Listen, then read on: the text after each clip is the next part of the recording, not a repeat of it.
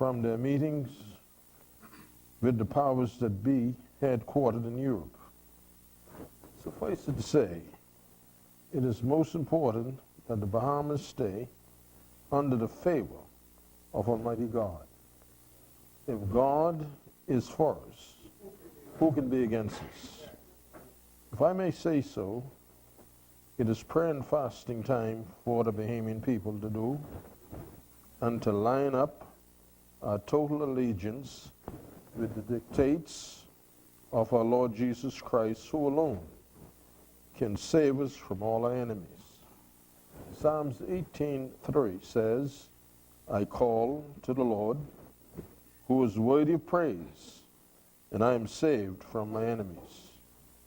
Alfred Lord Tennyson said, more things are wrought by prayer than this world ever dreams of. Shall we pray? Heavenly Father, we thank you for the safe return of our honorable leaders and delegates from abroad. We thank you that the preamble of our Constitution speaks to the people of the Bahama Islands having an abiding respect for Christian values and the rule of law. It places our nation in the hands of Almighty God. We stand on the promises of God, in particular this morning, Isaiah 54:17. No weapon forged against the Bahamas shall prosper, and every tongue open against the Bahamas in judgment shall eventually be condemned.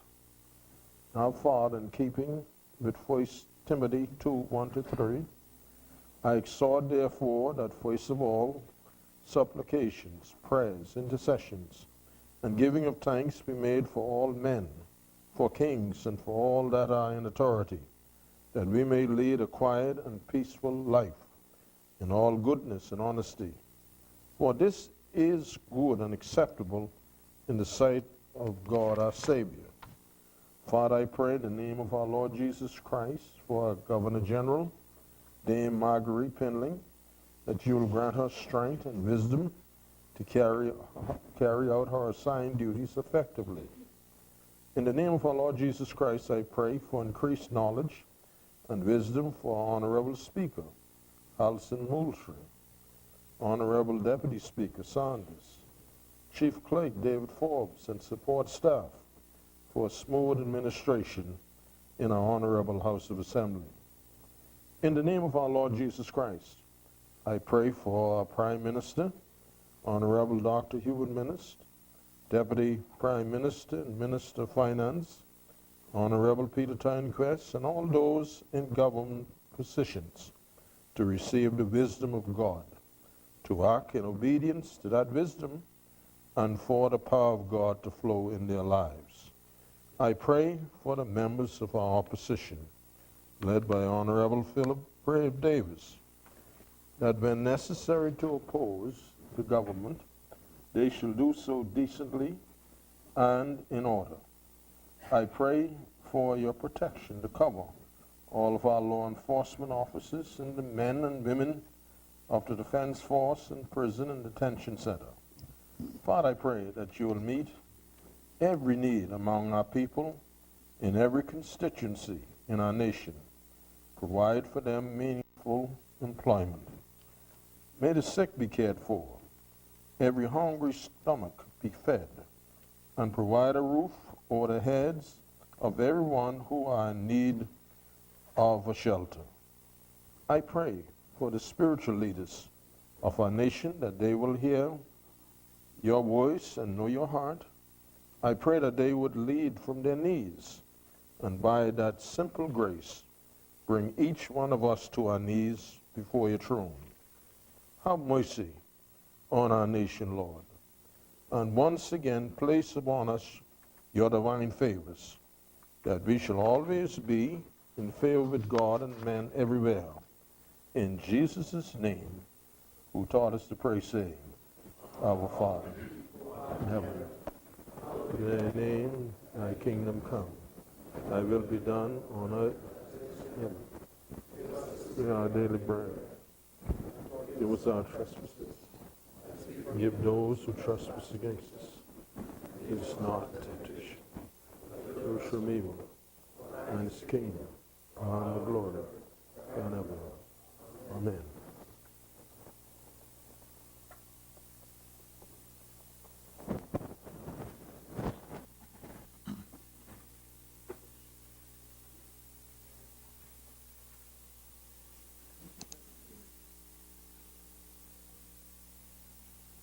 Good morning, honorables. When the business of the House suspended, the honorable member for North Abaco had reserved the floor. The chair recognizes the honorable member for North Abaco. Good morning, Mr. Speaker. I thank you. Mr. Speaker, I reserved for this sitting to be first out of the gate, which I now yield to the honorable member for St. Anne's, Senior, in this place. The chair recognizes the honorable member for St. Anne's. Thank you, Mr. Speaker, and thank you, North Abaco, for graciously acceding to me being able to speak this morning. Mr. Speaker, I rise, as always, on behalf of the great people of the great constituency of St. Anne's, which I've had the pleasure of representing for 2 of my 3 terms here, and the great constituency of Montague, which I represented in my first term. Mr. Speaker, I first entered the halls of Parliament in 1987, and a lot has changed since that time. The world has certainly become a smaller place, and today as I speak in the issue of financial services, and we have no doubt seen a massive change in that area. We can all remember, and some of us were around the table at that time of the early 2000s, when the whole regulatory concept of the world changed with the financial crisis and the blacklistings and necessary changes in the laws that all took place at that time. So I stand against that background to talk about some of the international regulatory matters that we face and address in financial services. Many of you are aware, 10 months ago I became the post of Minister of Financial Services, and as we all know, that financial services is the second pillar of our economy, which is responsible for almost 20,000 people indirectly and approximately 15 to 20% of our GDP.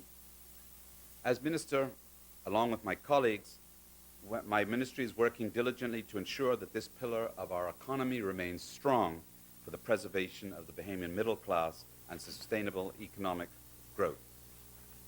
Mr. Speaker, we are faced with times now that we must distinctly, decisively direct more focus and effort, as well as resources, on the financial services sector to ensure its sustainability and future growth. It is fair to say that financial services is undoubtedly a global business. International borders, as we know them, have become blurred, as the ability to conduct cross-border transactions is no easier than ever before, and can occur from anywhere in the world, from basically a mere laptop or a smartphone or such other device. Financial services is the machinery needed for global economic movement and growth. Thus, the issues that arise in that industry is no longer isolated. They cross all borders as transactions are made and intertwined between parties internationally. It is indeed an industry that is constantly being threatened by increased international regulatory standards. There are unscrupulous persons wishing to use it for illicit and illegal activities, for businesses seeking to illegally avoid taxes, and technological changes that burden even and threaten human capital allocation.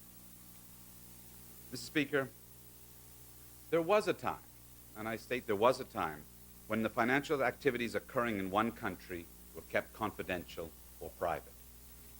That time has long passed, because a financial activity created in one country can cause a ripple effect in other countries when used for illicit or illegal activities.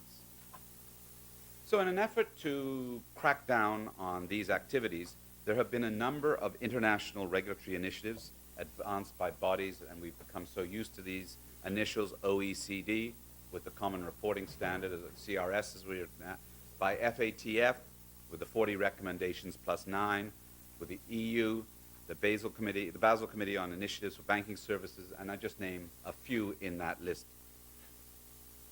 It's fair to say that these advances or initiatives are advanced by these bodies have enabled one country to monitor and collect information on the financial activities of residents or citizens through the legal cooperation of another country. So, in essence, we have certainly become our brother's keeper. Mr. Speaker, it's fair to say that the Bahamas is known to have a sound regulatory regime governing its financial services sector and has always shown a willingness to implement and comply with international regulatory standards and initiatives. You know, with all of this, the OECD has rated the Bahamas as largely compliant. That is a fact that we need to constantly bear in mind, and I'll repeat. The OECD has rated the Bahamas as largely compliant, and nothing has changed that even after our trip, the Deputy Prime Minister and my trip to Brussels. We are still largely compliant. However, our challenge remains with global integration of international standards, and that the goalposts to which we are measured keep shifting by international bodies such as the OECD, the EU, FATF, and other regulatory bodies. In December 2017, the Bahamas signed the OECD's Convention on Multilateral Administrative Assistance in Tax Matters and the Multilateral Competent Authority Agreement. Also in December 2017, the Bahamas became a member of the Inclusive Framework for the Implementation of Base Erosion and Profit Shifting. We've been over that, but I'll just repeat, when the administration changed, there was pressure on the Bahamas to execute these agreements, and the former administration took a different approach, seeking to seek bilateral agreements, and time basically ran out.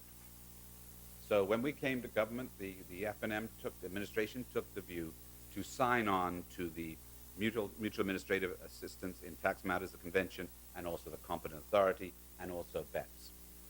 We believed at that time, and we still believe, that we were signing onto these initiatives sends a loud and clear message to our international counterparts that the Bahamas is a cooperative jurisdiction that is very serious about its commitment to adhering to and implementing international standards relative to tax cooperation and compliance. We sent a very clear message, Mr. Speaker. Yet, now having sent that message, we find ourselves defending our position once again. You know, this morning, instead of delivering my intended mid-year budget debate, I will now basically this morning address on a more urgent needs because of our meeting last week where the EU Council decided to put the Bahamas on their Annex 1 list of non-cooperative jurisdictions following a recommendation by the Code of Conduct Group. You know, it's interesting, and I'll note here, the EU describes a non-competitive jurisdiction as being, and I quote, countries, yes, that refused to cooperate and engage with the EU regarding tax good governance concerns, end quote. So kindly note, refused. Mr. Speaker, in order to address this most unfortunate occurrence, the Deputy Prime Minister and I traveled to Brussels with a small delegation on Sunday past and returned to Nassau on Thursday. The trip was an effort to engage the Code of Conduct Group and the EU Council directly in hope that they would look at the facts leading up to the Code of Conduct Group's recommendation and reassess their position according to the facts. However, we were told that there was not enough time for the Council to review the information presented before taking their decision. And hence, you notice the Deputy Prime Minister's press release that said that the decision was taken without discussion. So the matter was presented, there was no discussion, the decision was taken, and we know the end result. Mr. Speaker, notwithstanding the positive work already being undertaken, we have made a high-level commitment to discuss and address the concerns of the Code of Conduct Group by the end of 2018 and to ensure that the Bahamas is delisted as soon as possible. We met after we met on Wednesday with a technical group of the OECD and the Code of Conduct group and went over the applications that we had made, the letters we had written, and everything else like that. I'm going to stop at that point because the matter is still ongoing. It is still a sensitive issue, and the group are meeting in Brussels to decide the way forward as towards the delisting of the Bahamas. But suffice to say, progress is being made. When we were there, we committed to the 2018 deadline, which we have always committed to in our correspondence backwards and forwards. And this will be inclusive of changes to our legal and regulatory framework and additional accounting and reporting requirements. I'll reiterate that again. The work going forward will include changes to our our legal and regulatory framework and additional accounting and reporting obligations. Mr. Speaker, it's suffice to say we began the necessary preparations to enact some of these measures having regard to the Code of Conduct requirements well before the delisting that took place the other day.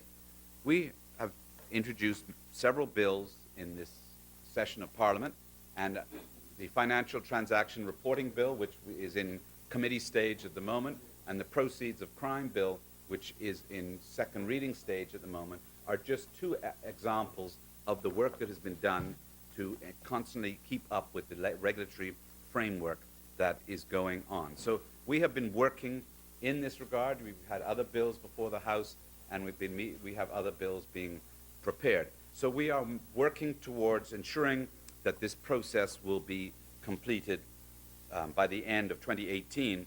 And we've also produced for the EU a comprehensive timetable that includes consultation with the industry, and as I said, draft legislation, which will be debated in the House of Assembly shortly.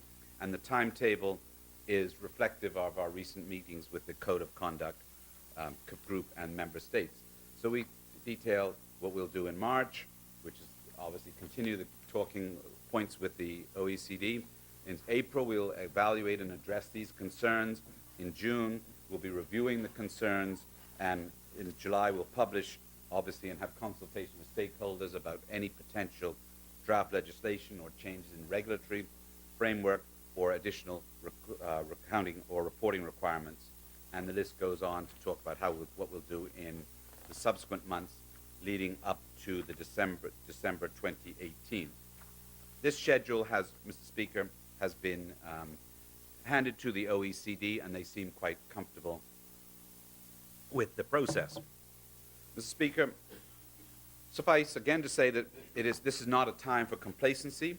We must work to address the concerns of the Code of Conduct group within the agreed timetable, which we feel is reasonable, and we must be consistent in ensuring the interests of the Bahamas is well represented in Brussels. As we get into this issue, Mr. Speaker, and I think as the Deputy Prime Minister talked about on the radio this morning, we are working against a backlog of failure by the Bahamas to address the concerns raised at earlier dates. So we're seeing times during the former administration where letters were not answered, where action was not taken, and we're working against that background. And we will continue to make sure that continue to happen. The facts will come out. So the other side can make. We will lay. If you want to, we'll lay the letters from January 27th. No answer. The date 2016. 2017. Yeah. No answers. So we're not being political about this issue. The facts are stubborn. They are what they are, and we'll move on. I'm telling you what. Mr. Speaker, alongside with the DPM, we will continue to pursue a regular program of meeting with Brussels, with representatives of the Commission, with members of the Parliament, and with the permanent representatives of member states, to ensure that there is an accurate... Honourable members.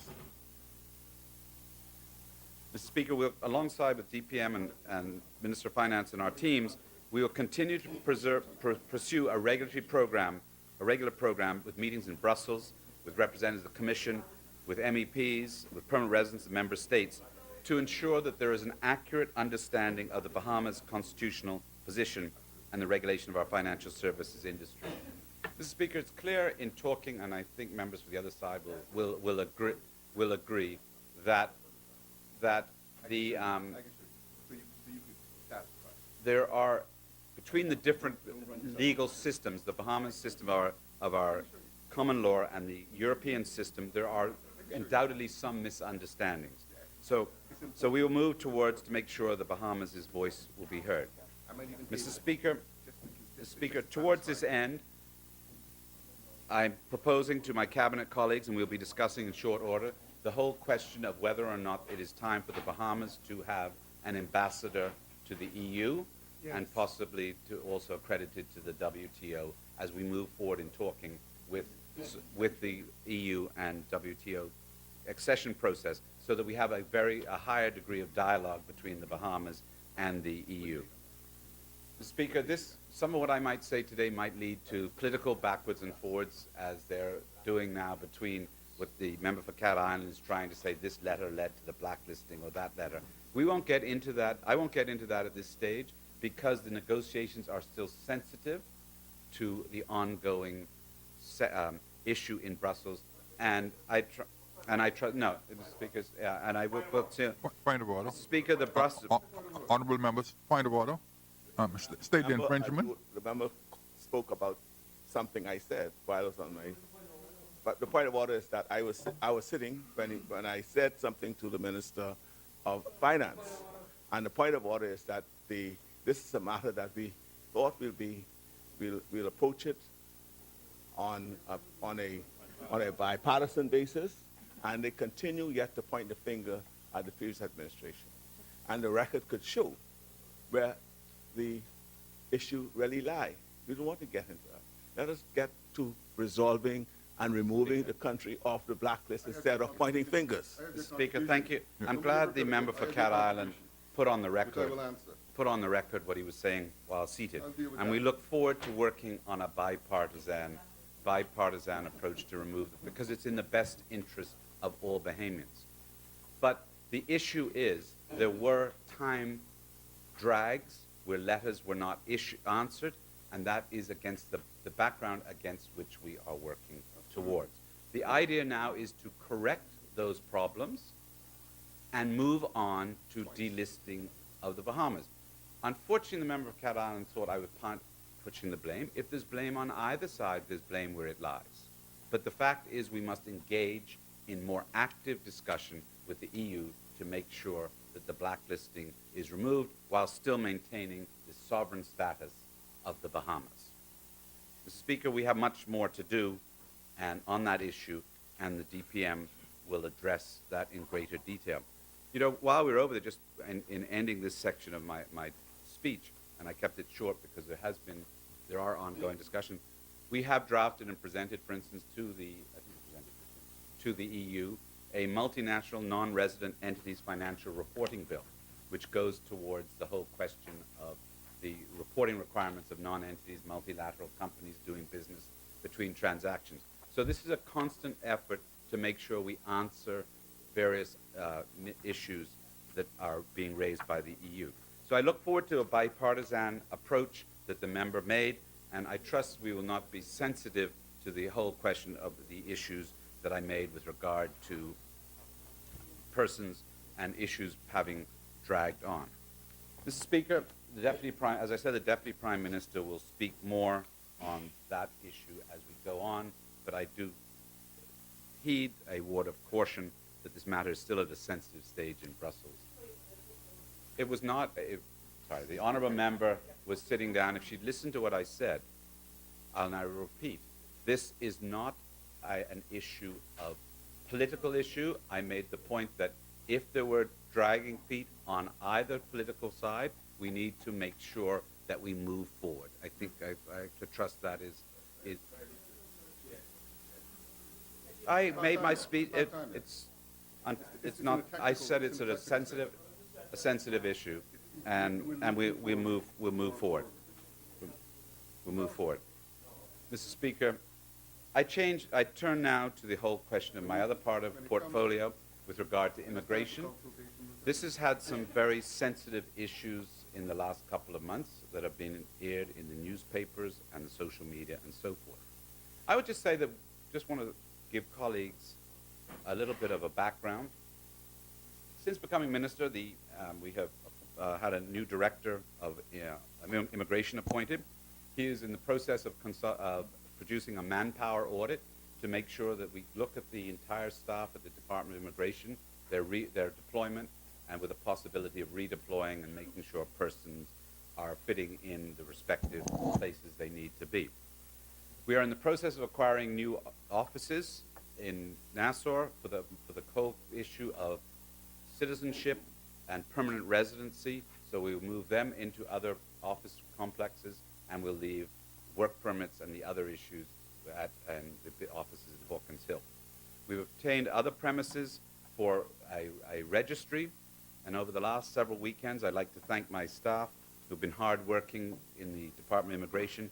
We have moved close to 275,000 files from one location to the other, made sure they're in the correct order, and make sure we have a proper registry, which I hope at the end of the day will end this continuous vexing problem that's happened, so as not to be political, for many years, that files cannot be found or are missing or whatever. So we hope to have that in order so that we can have a proper registry with access, a controlled access, and we move forward.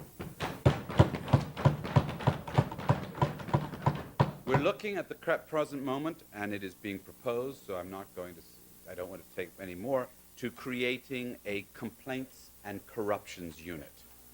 For far too long, there have been complaints about the work at immigration and the work that happens. So we're looking towards doing that, to be headed by a senior trained officer, potentially a police officer.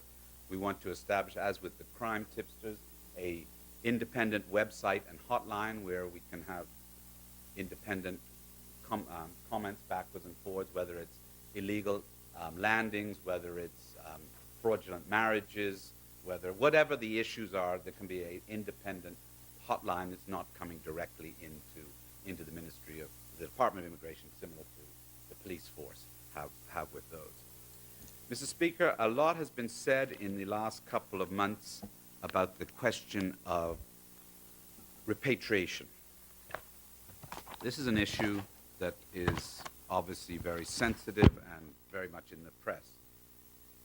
For the year 2017, some 5,468 people were repatriated. January 1st to December 31st, 5,468. Of the total figures, 4,393 were from Haiti. 4,000, yeah, I'm gonna lay it. 4,393, 353 from Jamaica, 283 from Cuba. Notice the region. 106 from Chile, 49 from Brazil, and the list goes on. So, Mr. Speaker, I'll lay that towards the end of my contribution. From January 1st to date, so it'll be January and February. I haven't got March's figures in at the moment for this year. 442 people have been repatriated. Obviously, last week there was 200 alone from, it's very much in the papers, but these figures were tallied before. So for January and February, 442 persons have been repatriated.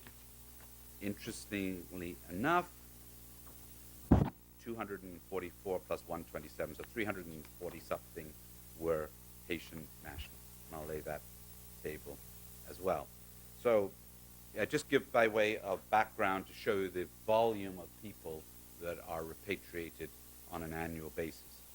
Mr. Speaker, and then we get daily reports as to the persons in the detention center. You may recall, Mr. Speaker and colleagues, that the former administration arranged for a new building to be built at the detention center, which was almost finished under their regime, finished our regime, and was outfitted with some new beds and mattresses and other accommodations to the tune of some $350,000, which was not in the budget that had to be accounted for. So we went through a lot of changes there to make it brand new beds that are compatible and usable, and to make sure that those issues are all in place. Mr. Speaker, I just want to do a very quick analysis of the staffing at immigration. It's interesting that different categories of persons are at immigration. So in New Providence, we have some 7 people that are on weekly paid, and 9 people in Grand Bahama who are on a weekly paid. On the 52-week program, which is what do they call it, the National Empowerment and Employment Programs, I think established by the former administration, there are some 16 people still on that program, and there was another program which was quite interesting. The former member of Minister responsible for immigration, Mr. Senator Fred Mitchell, in 2017 took on some 203 trainee officers. I have 302 established immigration officers, plus clerical staff at my ministry. But in 2017, 203 immigration officer, trainee immigration officers were taken on. The difficulty with that exercise, and you hear some of your colleagues mention to you, that in most cases, security vettings was not undertaken before those people were engaged, nor were proper education and qualification requirements taken on. So, to date, 121 of those persons have qualified, of the 203. 30 files were returned to the Department of Immigration, because those files were not on the official list. So somehow 30 names popped up and got hired that were not on the official list. So we're still working through those names. But of those 30, 4 of them have failed a drug test. So we have 10 issues, and then we have 10 issues of negative vettings. We've had several. We've had 14 that are not qualified by academic requirements. So there's a basic academic requirement to be engaged in the public service. So 14 have not met with that, and 14, and 4 have not met any of the BGCSE requirements whatsoever. And then there was another requirement. There was another requirement that in this exercise, the employment should be under 30. So 21 of those 200 officers are between the ages of 31 and 46, while the employment exercise really was targeted at officers below the age of 30. I only raise that because it has been some issues out there where persons feel they haven't been regularized, and we are in the process of regularizing those 203 odd persons who were left with the ministry or the department in 2017 leading up to the election. So as best as possible, we are regularizing those issues. So to make sure this is not deemed by the other side, they like to make sure everything is political. One of the issues we are trying to regularize those persons is that we have a tremendous overtime bill at immigration, some $220,000 odd. So these new immigration officers will assist in that. They will aid and abet with some of the backlog that's existing at the Department of Immigration as we move forward. Mr. Speaker, you're well aware that under the leadership of the member from Parliament for Killarney, we've established an immigration commission that has met. First official meeting was on February the 15th, where 18 files were reviewed, 1 was deferred, 17 were approved. Met on the 22nd of February, 36 matters were discussed, and 9 deferred. On the 8th of March, 12 matters were dealt with. And they will be meeting again tomorrow on Thursday. They meet the second and fourth Thursday of every month, all things being equal. And they review the files. There's no intervention by any cabinet minister. Matter of fact, I don't even know what files go to them. It's handled by the staff at the Department of Immigration.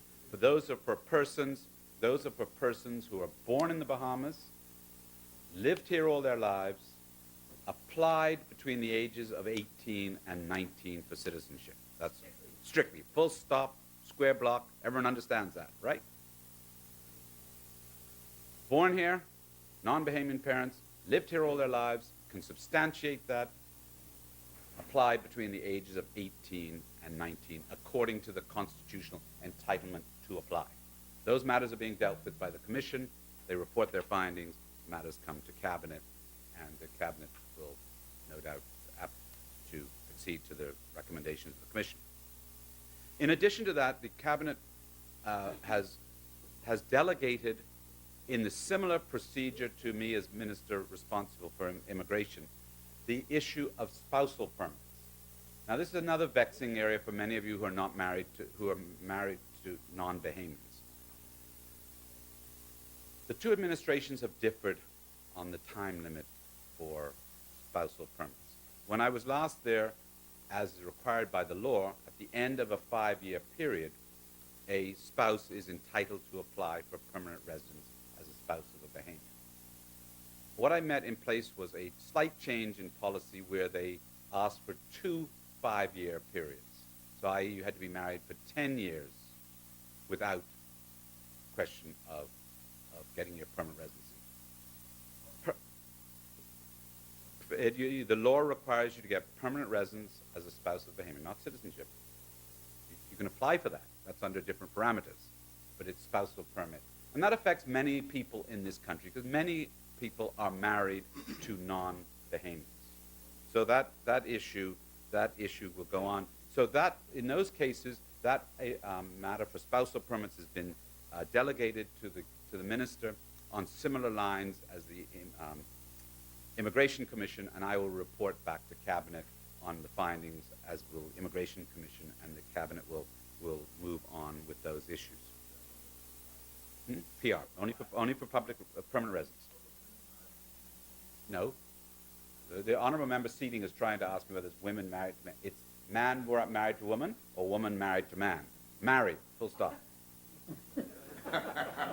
I ain't getting outside that box. Stay in the box. I stay in the box. Married to a Bahamian. We're making married to a Bahamian. You know, the days of whether you're Bahamian or whether you're man or anyway. Mr. Speaker, and we will note coming, we'll be making an official announcement coming July 1st, immigration fees will also be increased. These have not been increased since 2008. So we'll publish a full listing of those fees. I will say that one of the biggest area effective is the lowest level, which has been $1,000 for a work permit. That will be going to $2,000 for a work permit. So that's it. And then the changes will be to be changed. Mr. Speaker, one of the vexing problems at immigration has always been, and I'm going to call it the backlog. Whatever that backlog was, we've all had our experiences of, and I've told you about the registry, so hopefully files will be in the right place in the future and be able to be found. We will be rolling out in very short order, and it should be up, so hopefully someone will test it while I'm speaking. immigrationpending.mofa.gov.bs. Now that's MOFA is Ministry of Foreign Affairs, because obviously remember immigration is with Foreign Affairs. So if you type in immigrationpending.mofa.gov.bs, up, now I'm no computer expert, so I'm advised, so if it goes wrong, please let me know so I can check with my computer. Immigration pending dot, all lowercase, MOFA dot gov, G-O-V, dot BS. Up will pop a screen. I tried it the other day, so I hope it's still up. And it'll ask you whether you are work permit. Okay, it says work permit, PR, citizenship, etc. And then if you press work permit, up pops another screen which asks you a bunch of questions. Your name, they're not invasive questions. Your name, your date of birth, any immigration number, and more importantly, email address, cell number, telephone number. The problem we're having is the vast majority of people who apply for immigration permits, particularly work permits, we can't get them on the phone. You dial on whatever the immigration number, 322-2222, whatever it is, and they're on cell phones. Because it's a charge, you know what they push. And then they call back and say, someone from this number called. Well, you know how many people, I got 300 offices. You ain't gonna find which officer that. So please use that system. We will having certain people monitored. It's not accessible to everyone. And what we will look at is we'll be then able to contact these people by email, cell phone, because colleagues, sorry, Mr. Speaker, you really have to come and visit the Ministry of Department of Immigration. Because most of the addresses is general delivery, people don't get their answers. And there are a lot of paperwork, so some of the backlog is immigration's problem, but some of the background is also the client's problem because they don't send in information either because they don't have it or they don't get the letter. So that's what we're trying to do there. And we'll come offline, and very shortly we'll have some public meetings where people can come in, hand their documents, and we hope once and for all to deal with this issue of immigration backlog. So we will have a record of who has applied. So anyone that hears me, if you've applied, please go to that website so we can get a listing of who's out there needing what type of attention. I've discussed also on another issue with the Minister of Education the possibility of all persons, all students, enrolling for NIB numbers if they haven't already done so. Because one of the things that all of us know full well is the first question any government ministry asks you is, what is your NIB number? It's not meant to be invasive. It's meant, the Americans have social security numbers. We need to start tracking on a regular basis some form of identification and numbers. So when you come up, what that'll mean is people who've been through the school system, when you apply for immigration, either citizenship or permanent residency, you have shown a track record of being enrolled in NIB since whatever date.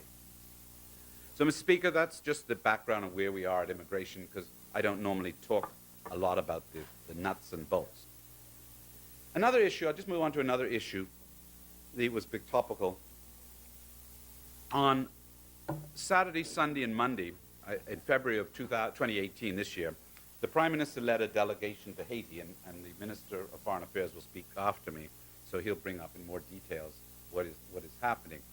But we left Nassau early on that Saturday, Bahamas Air. We landed and met with the President and high officials in Port-au-Prince. We immediately jumped on other forms of transportation and went to the north, where we went to a road opening with IDB. We went to the President's banana farm, and we toured a number of the areas up there. And we had with us the Minister of Agriculture, and he talked with his counterparts about agriculture.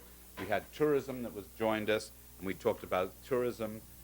We had transport with us, and very luckily on Sunday we were able to go to the port at Port-au-Prince and see their whole container port, how rice was unloaded, and so on and so forth, so we could understand the movement of people. And we had chats with tourism about their cruise ship port up in the north, and we talked about we had foreign affairs with us. We talked about a maritime agreement and cooperation between the Haiti and the Bahamas, but he will be talking more on that. Out of that came a communique, joint communique, and I'll lay that on the table too, both in English and in French, so you can make sure they're both the same. That resulted, as a result of these meetings with the Bahamas and high level of Haiti. And one of the things that was changed, was specifically added to by the President after discussions, was the whole question of an issue on immigration. So we talked with them, and we talked about the whole question of immigration, and the communique talks about, noted the excellent relations between the two countries, which have always been marked with fraternity, friendship, and solidarity, and reaffirmed, and so on and so forth, and expressed a determination to find effective solutions to resolve the identification problem of Haitian nationals in the Bahamas. And to this end, the government of Haiti has decided to establish a center of delivery and collection of identification of documents at the Embassy of Haiti in Nassau.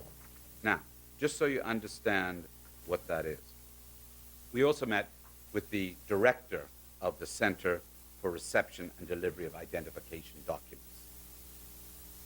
The government of Haiti has established this center, which, as it says, is for the reception and delivery of identification documents. It has 21 centers in Haiti. They are going to increase that to 40 centers. And this center is responsible for issuing national ID cards, driver's licenses, and passports. Now, this has become very relevant because a lot of times what happens here in Nassau is the answer is the earthquake in Haiti destroyed our paperwork, or a fire destroyed our paperwork, or it got whatever. The paperwork is not available. So this is a very dynamic shift. You know, one of the things I was pleased with, and the president of Haiti, as my colleagues on the trip will tell you, and I hit it off very well. We had a mutual understanding on this issue. Their Center for Reception and Delivery of Identification of Documents has processed 60,000 passports in 2 or 3 months. 60,000. They are going to open one of those centers here in Nassau at the Embassy of Haiti. So, we're sending a very clear information, both the point, the president of Haiti and the government of the Bahamas, that it will be very easy for persons to get documents, national ID cards, driver's licenses if they need them, and more importantly, passports. 60,000 have been issued.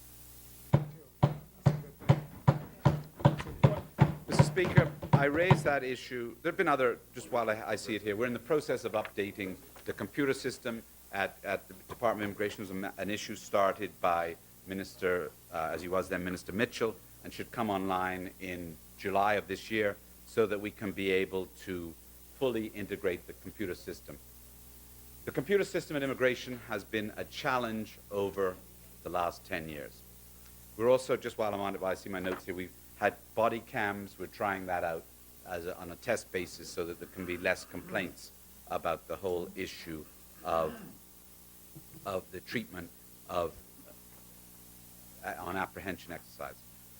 Mr. Speaker, I lay that as a background because there is no question that there is a presence of a large number of illegal immigrants in the Bahamas, and it has created problems for successive governments.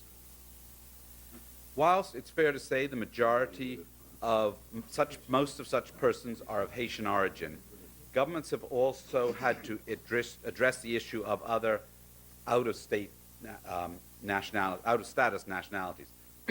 So we do have people here who are stateless by reason of having left their countries, or their passports have been cancelled, or they've applied for asylum.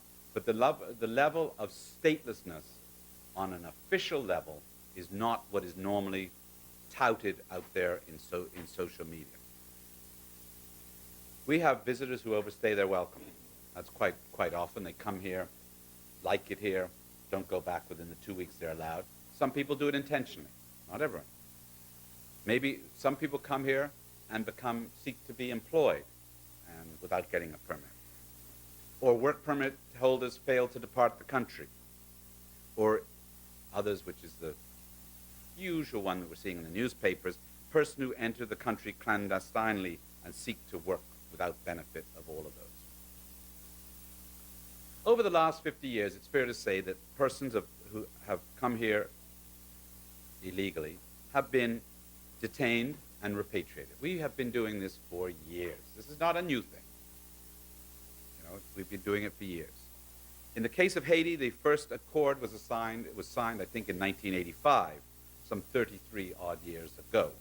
And this was meant to assist at the regularization of the status of significant numbers of undocumented and out-of-status persons who have been in the Bahamas for a minimum of 10 years. That was in 1985. 10 years later, in 1995, a second accord was concluded for the regulation, again, of persons here in excess of 10 years. I think it's fair to say that the record will show that repatriations of undocumented persons with no legitimate claim to immigration status in the Bahamas and the regulation of immigration status of non-Bahamians with legitimate claims has tended to increase in our term in office. The numbers of Haitian immigrants repatriated annually between 1992 and 2002 and between 2007 and 2012 was demonstratively higher. So we've also dealt with those trying to claim permanent immigration status and have been regularized on a regular basis in terms of permanent residency, citizenship, and I've talked about the Citizenship Commission and the permanent the spouses. What we need to do now, Mr. Speaker, is look at the law as it exists, and the government is committed to filling the office of Law Reform Commissioner, and will shortly be appointing a person to hold that office. Now, that will be, obviously, is in the office of the Attorney General. That person will be, as is the name attributes, responsible for looking at law reform. So immigration will be one of those issues we look at the question of law reform. Financial services might be another as we move forward. So I will foreshadow today there will be amendments to the immigration rules as we go forward. This was a discussion and I've mentioned here on the floor of the House many times, it is time to have this discussion, which is not reactionary to lawsuits that are happening over there. It's something I've been foreshadowing for a long time because the immigration rules in our country started with independence, essentially, in 1973 and have not been drastically overhauled, I think is a fair comment, in the 40-odd years since independence. There are some drafts currently before Cabinet that we were looking at, dealing with the whole question of harboring of illegal immigrants. There are the whole the question of increasing the fines, and I say these are basically before Cabinet at the moment, but I do them by way of foreshadowing what may happen. The question of increasing the offenses for harboring, employing persons who are not here illegally, and also dealing with the whole question of repatriation and so forth. So there will be changes to the Immigration Act, and we hope to be able to discuss those in Cabinet, and if agreed to, they will be laid before Parliament in short order. Mr. Speaker, so as we understand where these changes will go, the chairman for the party opposite made a very good statement in the Senate on the 8th of March. And he lays out there, in one area, and I quote, "The only persons who are able to claim citizenship in the Bahamas by birth are those who are married parents are Bahamian, and their children are born in the Bahamas." And it goes on. So we have to make sure we understand what is going to happen. So as we go forward, we have an independent immigration commission. What I am going to propose after this audit is finished that we look at, and will suggest to my Cabinet colleagues, is that we need to establish rules that deal with children born outside of the Bahamas to married Bahamian women and a foreign spouse. We need to deal with that issue. It was part of earlier chats and has seemingly gone. Children born to a single Bahamian male, we need to look at that whole issue. But the more important issue going forward, and this is the issue I will end on here, apart from one other issue I need to talk about, is persons born in the Bahamas to non-Bahamian parents who fail to apply after the age of 19, unless other circumstances entitle them to, will only be granted permanent residency with the right to work and not citizenship. So let's make sure we have a distinction. Persons born in the Bahamas, lived here all their lives, apply between 18 and 19, will be considered under the constitutional entitlement as to whether or not they are entitled to citizenship. Those that do not apply in time will be considered, and if applicable, will be granted permanent residency with the right to work. There are obviously other aspects of the rules that apply in terms of length of stay, criminal record, so on and so forth. So that's why I may raise the issue, Mr. Speaker, about the Center for Delivery of Documents in Haiti, because in regard to those nationals, there will be a requirement that they are regularized with regard to their passports and their identification issues. Mr. Speaker, that's the way we will be moving on as we go on. Just before I close, I'd like to say that we did speak in Parliament on the issue of the Commercial Enterprises Bill. I wish to announce there have been 3 applications that have been approved under that bill for commercial enterprises. And so therefore, I just say that, Mr. Speaker, to show that the bill is working. One is for computer programming and software design. One is to deal with the whole question of trading with international companies. And the other is a data analytics and machine intelligence company. So those have been approved, I think, several weeks ago, coming directly out of the Commercial Enterprise Bill. Mr. Speaker, those are my contributions.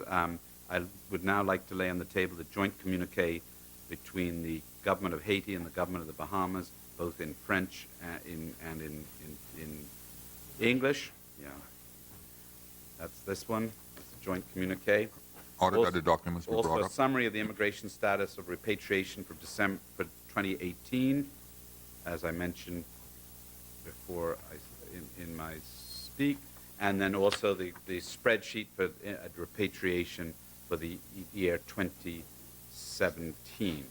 Mr. Speaker, with those comments, I move the resolution, support the resolution, the borrowing of the IDB. Thank you.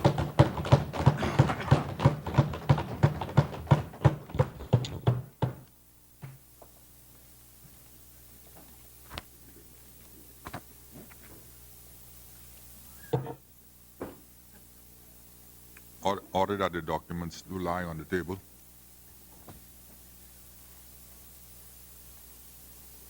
As many. The chair recognizes the honorable member for North Abaco. Mr. Speaker, as I rise to contribute to this debate before this House, please indulge me a moment of personal reflection. As I look back over the course of my life, I realize that there has always been a divine hand and control and directing my steps and ordering them, which have brought me from a little place in Dundas Town to this place, a very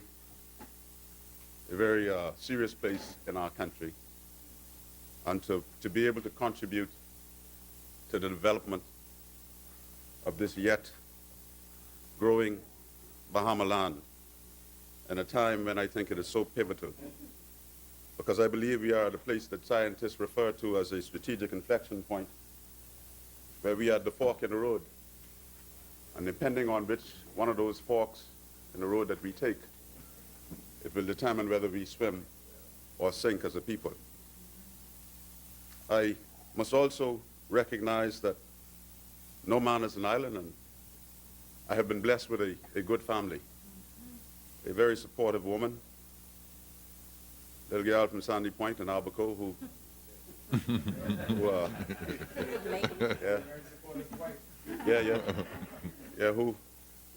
who's been by my side every step of the way. I was fortunate enough this weekend to spend some time with the absolute love of my life, my 4-year-old granddaughter, her name is Dahlia. I'll be able to share some time this weekend together where she said she wanted to have a sleepover with Papa. And then we went, yeah. yeah. She calls me Papa, but she calls my father Grandpa. So I think that's her distinction between us. I would be remiss if I didn't recognize the wonderful constituents of North Abaco who sent me to this place with their confidence, whom I work for assiduously every working moment to do my best in their behalf. I've also been blessed with a wonderful ministry of Bahamian professionals who strive daily to make this country, the Bahamas, all that we know it can and should be in this dispensation. With that said, Mr. Speaker, I begin by reemphasizing a point I heard made here during this debate, and that is, in the last 10 months or so, we as a government have had to make tough decisions. And I will be among the first to admit that we have not always made the best possible decisions, but hindsight, as they say, is 20/20 vision. Let me hasten to add, though, that I am no fair weather sailor. Those of you who know me know I spent my life in the Defense Force, and fair weather sailors only move about the deck when weather is calm and good. But as soon as the weather gets a little rough, they scurry below decks and take to their racks until it calms down again. Never really liked them. I'm heartened and humbled to be part of this team of dynamic, innovative, and forward-looking and industrious nation builders, led by the Honorable Member for Kalani. The more I hear and the more I truly begin to appreciate that God has brought us to the kingdom for such a time as this, Angliston. He's brought us for such a time as this. And by the time we are finished, all Bahamians will be better off. And for me personally, my 4-year-old granddaughter, Dahlia, whom I love with my whole heart, will have a future to look forward to in this country of her birth. I trust Kalani and my colleagues with the future of this country.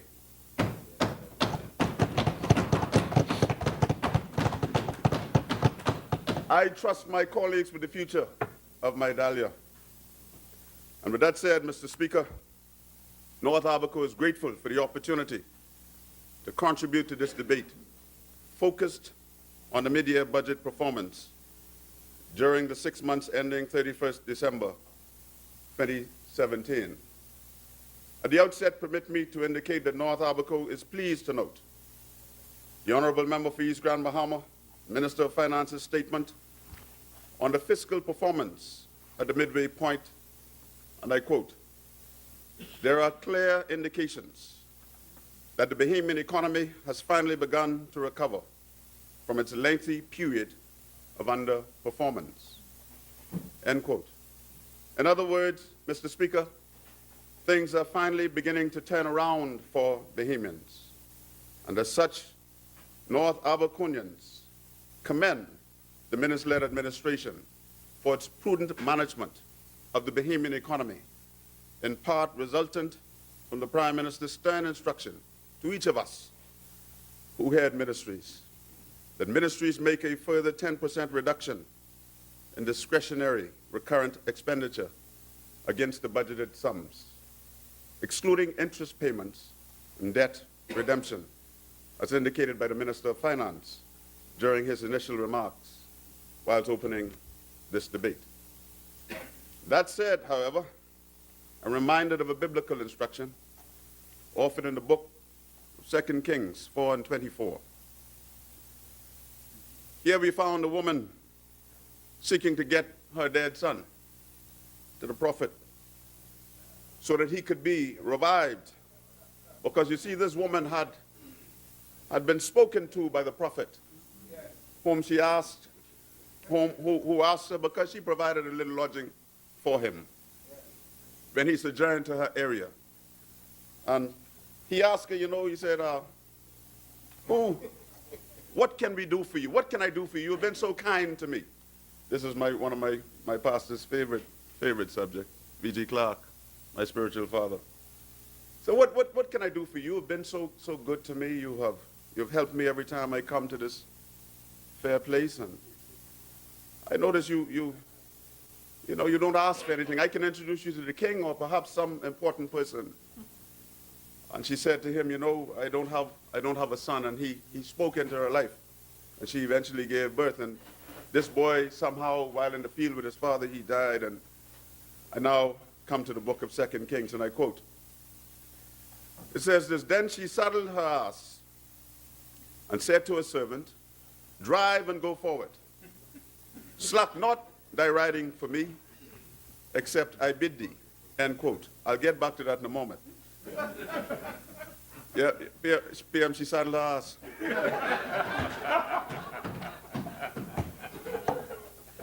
That's in the Bible. The King James Version. When we came to office on the 10th of May 2017, we found an ailing economy, which has now begun to regain some strength. Like many Bahamians, I'm a praying man. As a government, we recognize the pressure to throw caution to the wind and spend beyond our means in order to get some things done. We feel that pressure every day. We live in these communities. We represent a real people. We, however, as indicated by the member for East Grand Bahama, simply cannot and will not spend recklessly, as did the previous administration, without due regard for the financial resources available. And so, Mr. Speaker, as said by the woman in Scripture, I say to my colleagues, the Prime Minister, the Minister of Finance, continue to drive and go forward. Slack not thy riding until the people of the Bahamas are finally getting their due from the efforts of our government.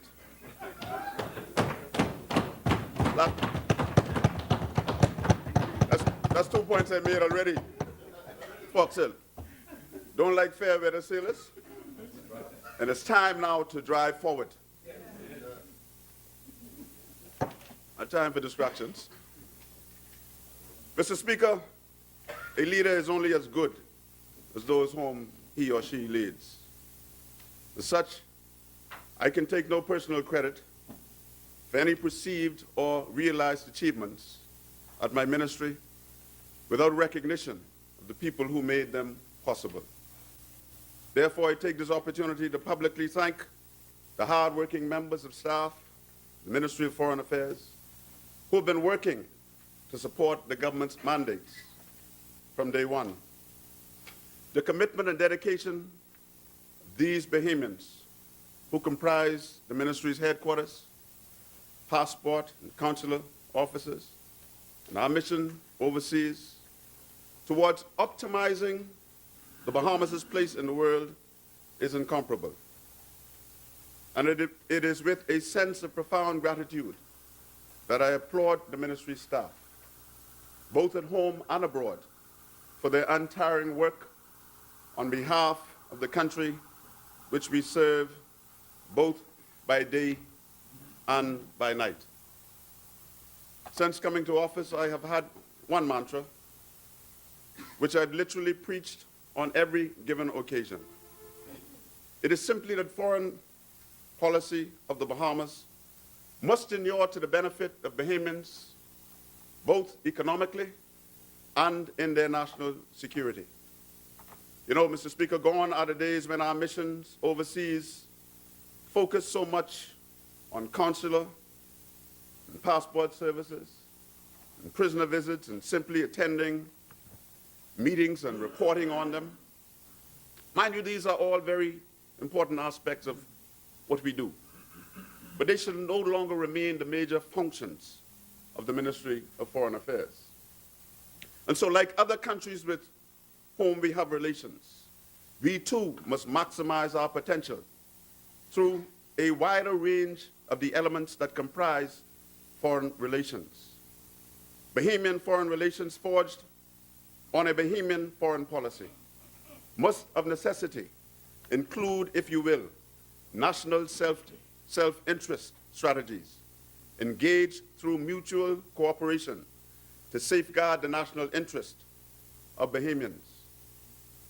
This will be achieved by deliberately striving to recognize our own national objectives and strategies driven by our own national development plan and not some external agenda without cognizance of our history, our culture, and our societal norms. And so we want to look at shaping our own future, Mr. Speaker. The Bahamas, while seeking to maintain pace with other nations of the world, must never allow the displacement of the standards, cultural inheritance, and principles that serve to bring us from a minor fishing village to a little mini metropolis, which yet still remains the envy of this region. We as Bahamians must shape our own future and not so easily be turned by the whims and fancies of others who seem to think that because we strive to participate as equals, we have somehow relinquished our sovereignty.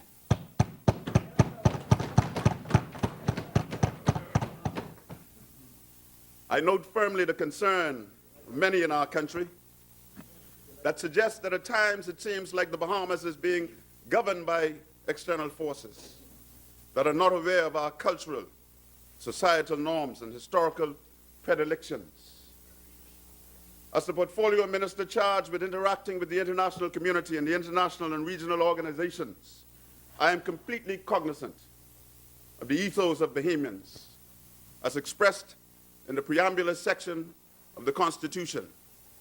The preamble of the Constitution of the Commonwealth of the Bahamas is very clear, and I quote, "Now know ye therefore, we, the inheritors and successors to this family of islands, recognizing the supremacy of God and believing in the fundamental rights and freedoms of the individuals, do hereby proclaim in solemn praise the establishment of a free, democratic, sovereign nation founded on spiritual values in which no man, woman, or child shall ever be slave or bondsman to anyone, or their labor exploited, or their lives frustrated by deprivation, and do hereby provide by these articles for the indivisible unity and creation under God of the Commonwealth of the Bahamas,"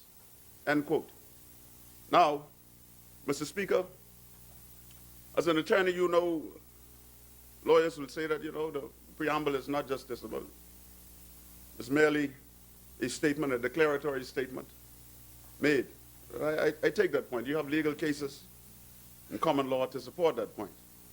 That may be so, but it serves to remind us, I say, of our collective determination as a Bahamian nation, state, a sovereign state in which the vast majority of its people are agreed with societal norms, cultural values, and a shared common identity defined by physical boundaries and a single government. A nation state must have a clearly defined foreign affairs policy that is mindful of these norms and values and identity and geopolitical dispositions. And so in nearly 45 years of independence, we have never had a cohesive, clearly articulated and published foreign policy document designed to instruct our missions overseas and to those with whom we have relations. The time has come for our foreign policy to be written to inform Bahamians and those with whom we have relations of our orientation and our goals motivated by the urgent need to safeguard our national interests and to achieve goals that inure to the benefit of Bahamians while simultaneously participating within the international arena. No longer will we be satisfied with merely having a seat at the table in the international arena and moving along in whichever direction the currents will have us go.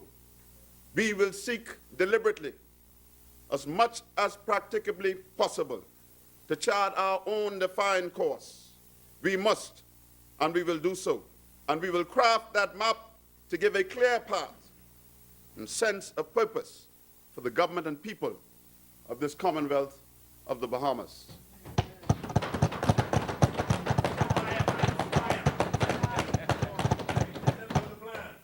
This will include our seeking to establish more diplomatic relations, more strategic presence abroad, and membership, you heard it spoken to by the Minister with responsibility for trade and immigration, and membership of more councils of international organizations.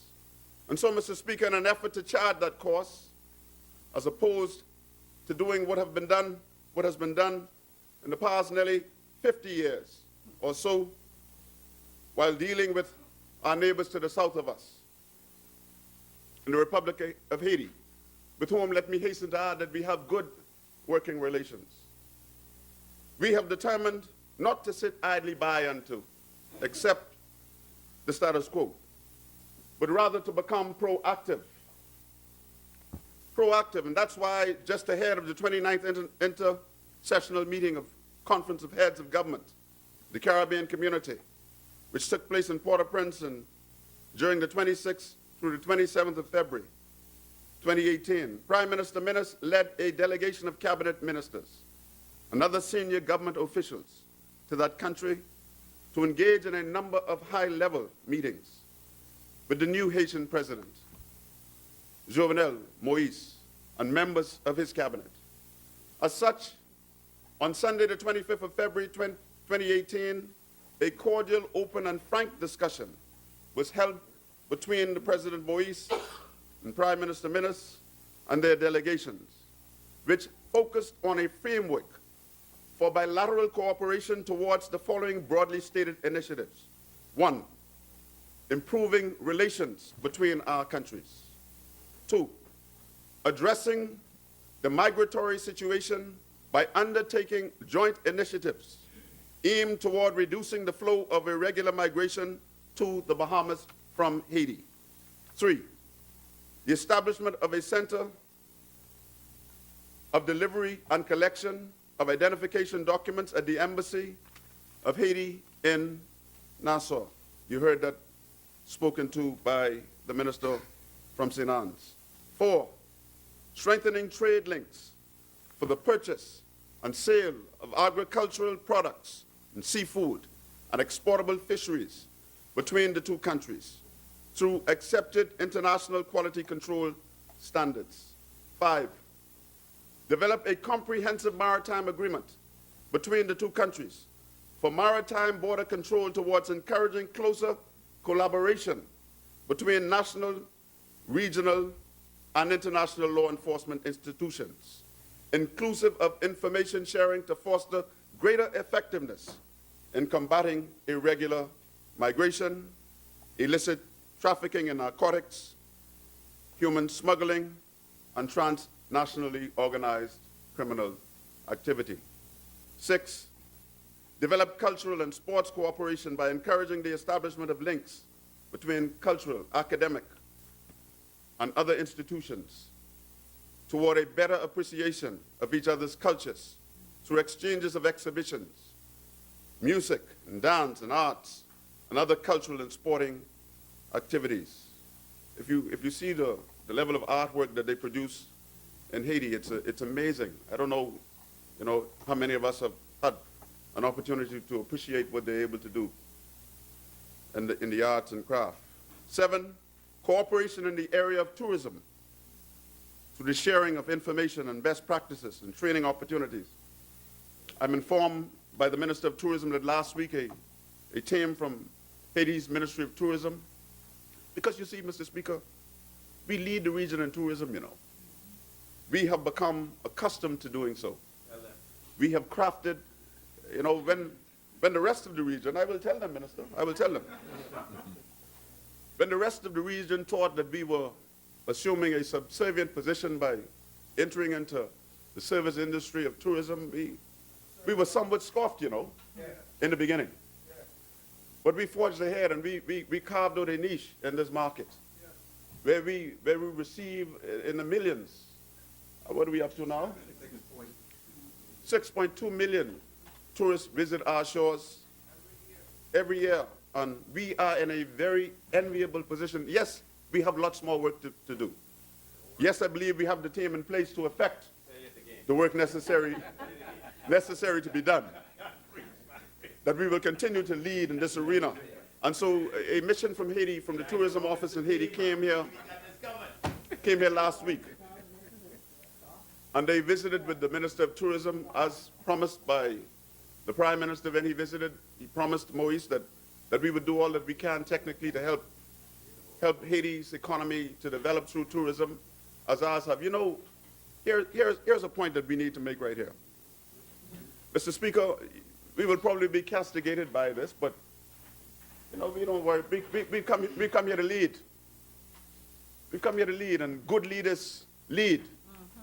That's what we do. We solve problems. We tackle tough issues. That's what we've come here to do.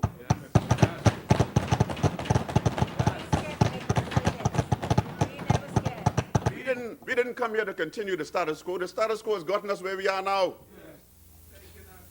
Any country with whom you share a border must take part in the policing of that border, or else you will never gain the level of success that you seek.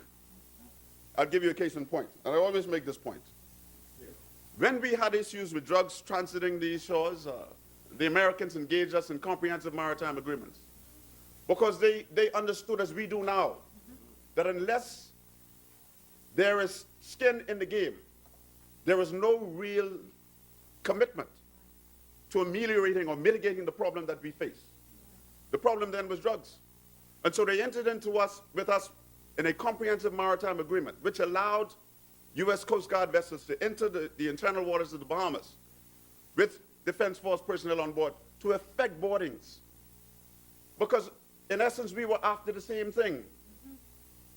We didn't want to be known as a nation for sale. We didn't want to be known as such, but we didn't have the material or the manpower to affect the level of policing that we needed to do within our maritime domains. And so we entered into these agreements. And we, Mr. Speaker, are at a place where we will enter such agreements with Haiti and others that we will speak of later, because we are in a position of leadership in this region. I make no bones about it. I am biased when I speak about the Defense Force. I am biased. And so we have a lot to offer. That's another thing that was castigated when we did it in the region.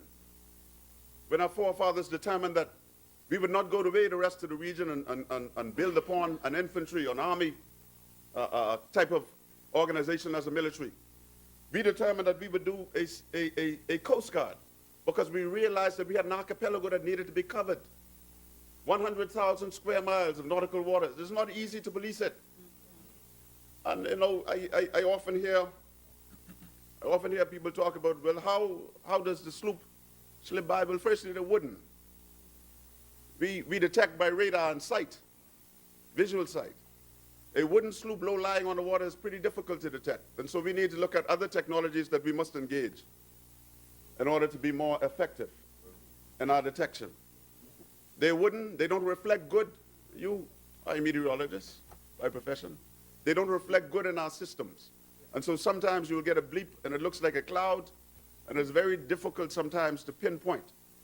But we will take other steps to ensure, to safeguard the sovereignty of this country.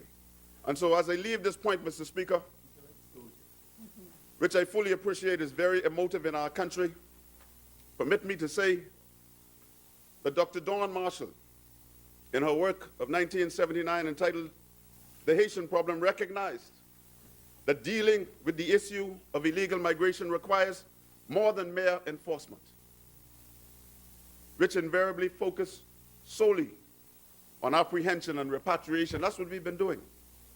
In her mentioned study on the issue, the professor opined that to effectively deal with the problem, there must be an objective, evidence-based discussion, inclusive of a holistic approach to the migration problem from Haiti to the Bahamas that must have cognizance of, and I quote, promoting economic growth, establishing reasonable criteria for the grant of permits and citizenship, and rely on procedures that are accountable and transparent. Simply put, Mr. Speaker, an economically improved Haiti will bode better economically for the Bahamas. What we face from Haiti are economic migrants. And so if by chance we can do something to help improve the economy of Haiti, perchance more of them would wish to remain at home instead of risking their lives in these barks to cross the Windward Passage. And this is a part of our strategy to deal with the problem of illegal migration from Haiti. Because we can use the taxpayer money that we spend in buying ships and planes and doing all of the things that we do in the Defense Force to go toward the development of the public good. We can build more schools and build more hospitals and clinics. We can build better roads for our people if we are forced to spend less in the environment of maritime security. Doing things the same way will continue to bring about, Mr. Speaker, the same results. This minister-led administration is focused on reaping results that are in the absolute best interest of Bahamians. Mr. Speaker, as I prepare to address our government's policy initiatives, allow me to report on the proposed launch of online services for the renewal of e-passports. In January 2017, the new electronic passport issuing and control system, EPICS, was successfully launched, introducing the polycarbonate Bahamian travel documents, which feature not only an increased number of pages with depictions of cultural symbols throughout, but multiple levels of security, placing the Bahamas only second in this regard to Switzerland in providing such quality travel documents. I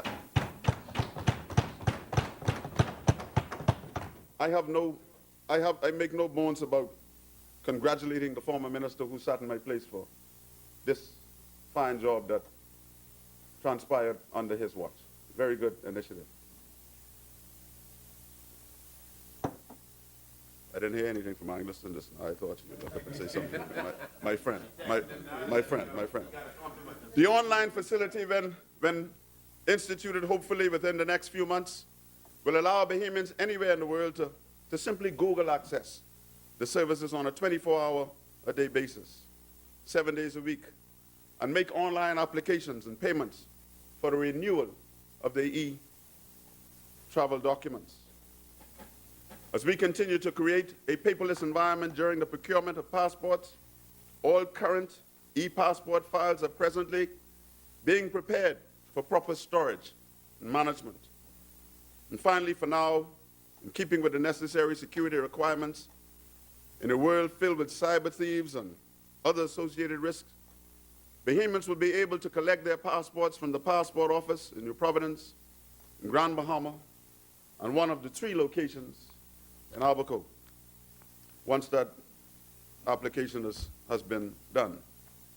Whilst on passport, let me hasten to say, Mr. Speaker, that we are also doing a cost-benefit analysis of establishing a kiosk or desk in several family island administration offices in islands like Andros and Eleuthera, Exuma, yes, man, Andros. Oh, yes. Exuma, Long Island, as opposed to the sporadic visit that we get from the mobile units who travel sometimes, who are forced to travel to these islands, yes, sometimes to get passport applications done. I'm an island boy, and I know of the difficulties for island people.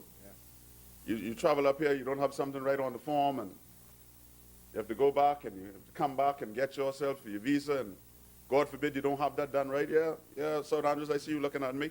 You believe you have a monopoly on islands? I'm an island boy just like you. I hear you. I hear you keep saying that, you know, but I know you left South Andrews long before I left North Abaco. I left North Abaco at the age of 18. I went to Dunderstown Primary School. You're my friend, and I graduated from Abaco Central High School before I came here to join the Defense Force. I'm a product of Abaco. That's what I am. And so instead of having these sporadic visits by a mobile team, we're looking at the possibility of establishing kiosk or just a desk in some administrative offices where we can have someone trained in the system and be able to expedite these applications.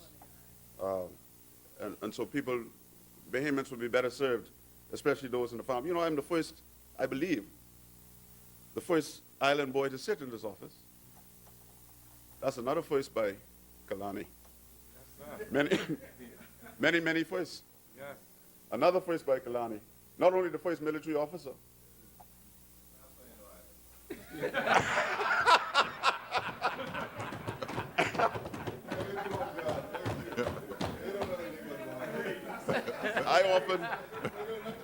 I often tell people when I ask them, I say, where you from? And they say, I'm from Nassau. I say, nobody's from Nassau.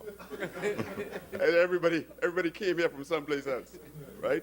And so, Mr. Speaker, I now turn to some of our policy initiatives that I think we need to speak to. In the Free National Movement's manifesto, among other things, we set out to deliberately engage the Bahamian diaspora and to complete outstanding maritime boundary delimitations with those with whom we share common borders. Recognizing that there are scores of Bahamians who have migrated to foreign shores but are still desirous of playing a role in the national development of their motherland, my ministry, supported by the Office of the Prime Minister, has aggressively commenced re-engaging the Bahamian diaspora. In an effort to take advantage of this major talent pool and of potential investors, we have embarked upon creating a global network of these Bahamian descendants and friends of the Bahamas. Towards this end, my ministry is engaged in the research and development phase with a view to create and establish a national register of those in the diaspora wishing to participate.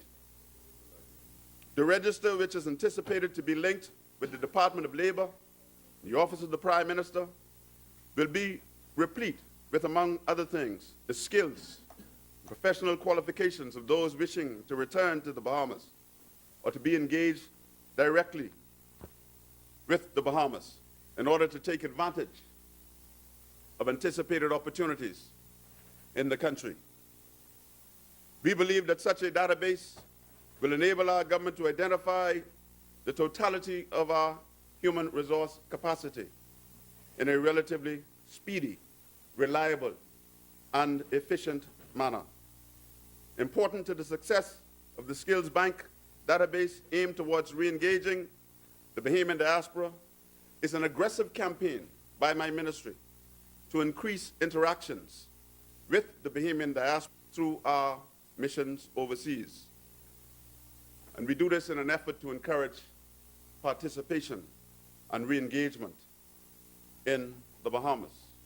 Moreover, in an effort to demonstrate the government's commitment to re-engage the diaspora, led by the Honorable Member for Kalani and myself, we've made it a priority to host strategic encounters with members of the diaspora wherever we travel abroad. Thus far, we've held such events in Atlanta, Georgia, in Washington, D.C., in Houston, Texas.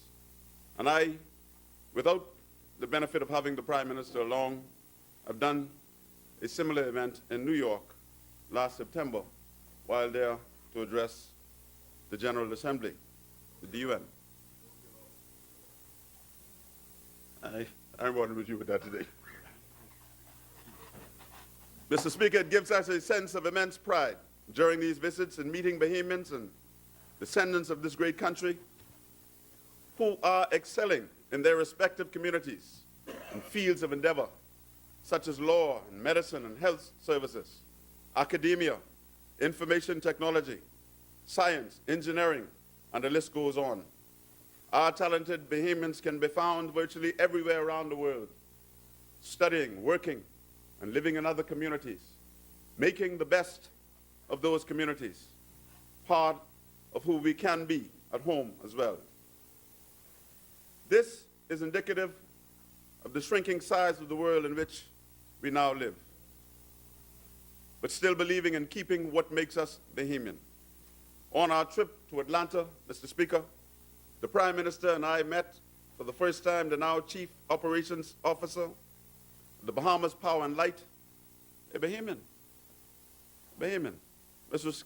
Christina Alston, a Bahamian working in the state of Georgia, who shared with us her extensive experience as the transmission services engineer at the Georgia Transmission Corporation. So I'd like to call her, I'd like to name Ms. Alston as our first disciple of the diaspora, who's returned home and is now making a significant contribution to the development of this country of hers called the Bahamas. So, Mr. Prime Minister, our journeys abroad, they're paying off and reaping dividends. The only thing we ask, is that when Bahamians return home, that they are considered to receive the same level of pay as those foreign consultants that we seem to relish in bringing into this country.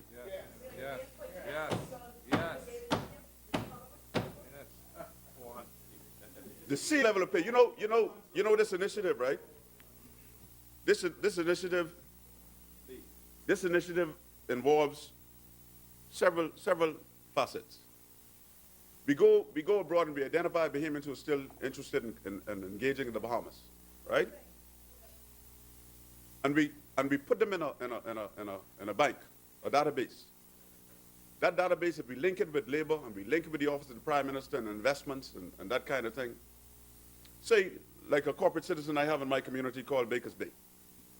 Say they want some quantity surveyors and engineers, and we can immediately consult with our database or query it and find that we have 8, right? We got a couple in Georgia, we got a couple in New York, we got a couple in Washington. And we could say to the foreign direct investor, look here, we offer for your consideration these 8 quantity surveyors. You say you need 10, but pay them at the same level. Pay them at the same level as those that you would bring into this country through a work permit. That's real Bahamianization.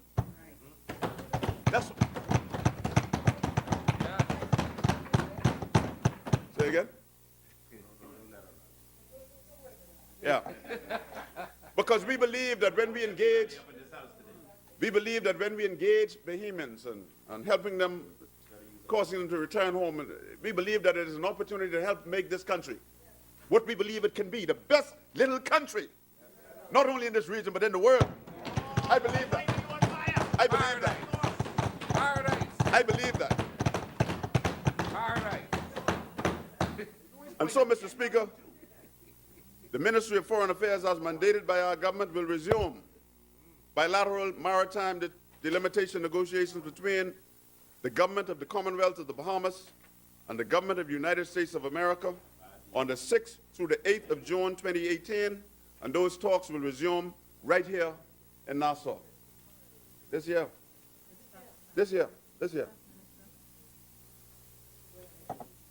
For the purpose of establishing, this is why we're going to do it. We're going to do it for the purposes of establishing. Okay, let me just give you an historical context. Talks between our countries have taken place over 2 rounds of technical discussions relative to our maritime boundaries. In April and December of 2012, I believe that was on the watch of the member for St. Anne's. I can finish it for you, brother. Trust me. We can finish this. The first at the Ministry of Foreign Affairs in Nassau, and the second at the U.S. State Department in Washington, D.C. Hear me now. the fundamental importance of concluding these boundary discussions cannot be overstated. Defining the limits of the boundaries of the Bahamas are essential for the following reasons. Number one, we must do it to determine the limits of Bahamian territorial sovereignty. That is very important. Number two, for ascertaining the entitlement to living and non-living resources of the sea that may be within the seabed of our sovereign territory.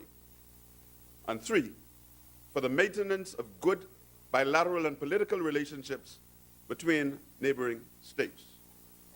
And so, the Minister with responsibility for aviation, when we define these borders, you can just take a 3D from the sea and go straight up and define your airspace all at once. Yeah. And so you'd be able to get your due. When I need revenue. Yeah, you need that. You need that. We need to get that. I'm trying to get revenue. And so we look forward to re-engaging our friends and strategic partners to the north and to a mutually beneficial outcome to these negotiations, which are intended to result in settling the boundaries between these two countries that are less than 40 miles, nautical miles, at the nearest point from each other. You know, if you stand in Bimini, a certain time on a clear night, you can look and see the globe. Oh, yeah. From the United States of America. Years and years. But we need to settle these boundaries between us so we can move forward more effectively in that regard. Mr. Speaker, promoting the ease of doing business in the Bahamas, both at home and abroad, is critical to our economic success, as it forms part of our effort to improve our chances in attracting foreign direct investors. Trips abroad headed by the Prime Minister, such as the one to Houston and Austin, Texas, put in evidence the government's commitment to grow the Bahamian economy. Further, my ministry is currently engaged in establishing an economic desk, and this is something I'll speak about a little bit more deliberately as soon as we work with the modalities, of establishing an economic desk in each of our missions overseas with the sole objective of bringing business home to the Bahamas. The Consulate General in Atlanta has been the recent recipient of an individual whose sole job it is to go out and sell the Bahamas as a place that is open for business. Mr. Speaker, during our recent trip to Houston, Texas, we could not help but notice the great work being done by our honorary consul there, Mr. Lyndon Rose, who is a phenomenal asset. Mr. Lyndon Rose is a phenomenal asset to this country.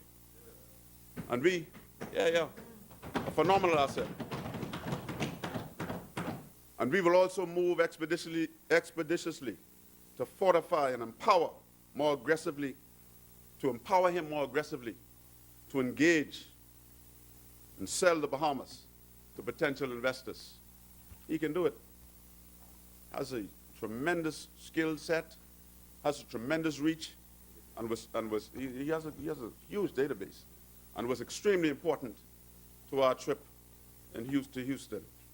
In a few short weeks, my ministry will also establish the Office of the Spouse of the Prime Minister, which, in this instance, will focus on the health and well-being of women, girls, and adolescents, as enunciated with respect to gender equality in Goal 5 of the 2030 Agenda for Sustainable Development, adopted at the United Nations Sustainable Development Summit in September of 2015.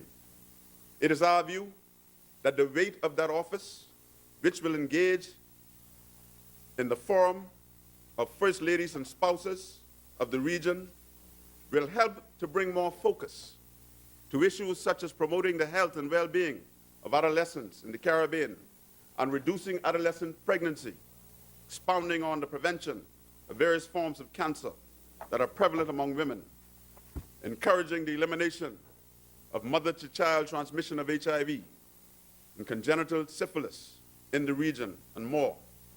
Mr. Speaker, in September of 2017, the spouse of the Prime Minister, at the invitation of the First Ladies and Spouses of CARICOM, addressed the forum in Belize which served to launch the Spouses of the Caribbean Leaders Action Network, or SCLAN as it is called, an initiative supported by Gilead scientists and designed to support the implementation of the Every Caribbean Woman, Every Caribbean Child Initiative, or CARIWAC.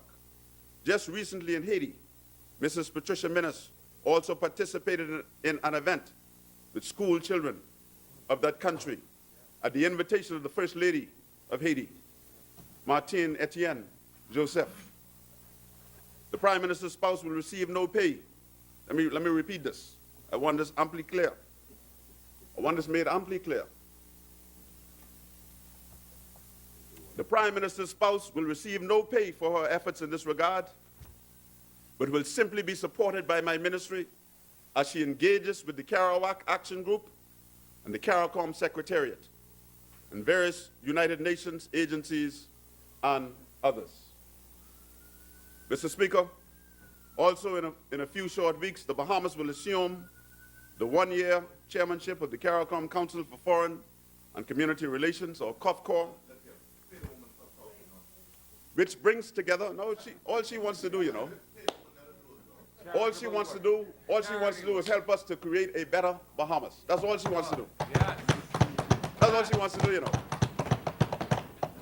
That's all she wants to do. She's fully invested in developing and creating the type of the Bahamas of which I spoke just a little earlier. That's all she wants to do. No fairy pay. And so COFCOR will bring together foreign ministers of our region to address matters of international importance to our community.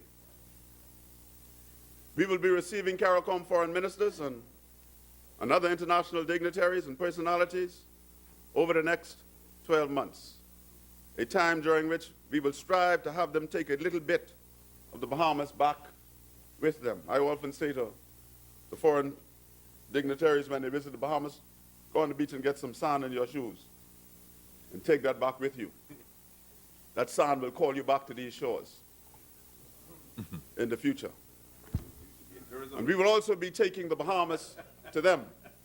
And so we must prepare as a nation for both of these instances. Mr. Speaker, the Minister responsible for aviation will be happy to hear this reported that the Bahamas and China are very close to the completion of an agreement on air services.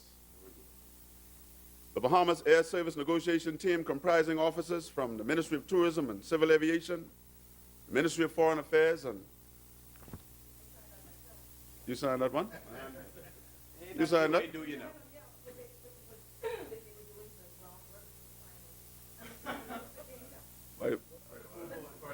Angleston, Angleston, I can get, no, Angleston is my friend, I could answer.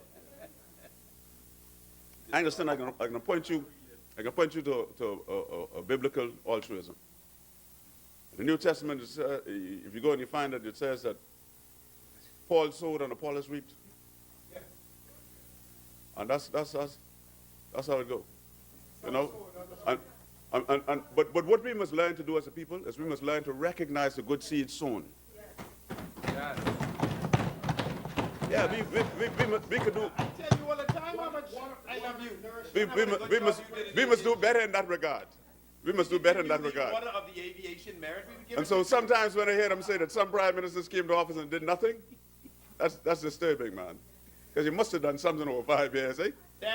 10. Some 10. You must have been able to do something positive. And so the Office of the Attorney General is working to finalize this agreement in the coming days, and we expect to invite the Minister responsible for aviation to truly.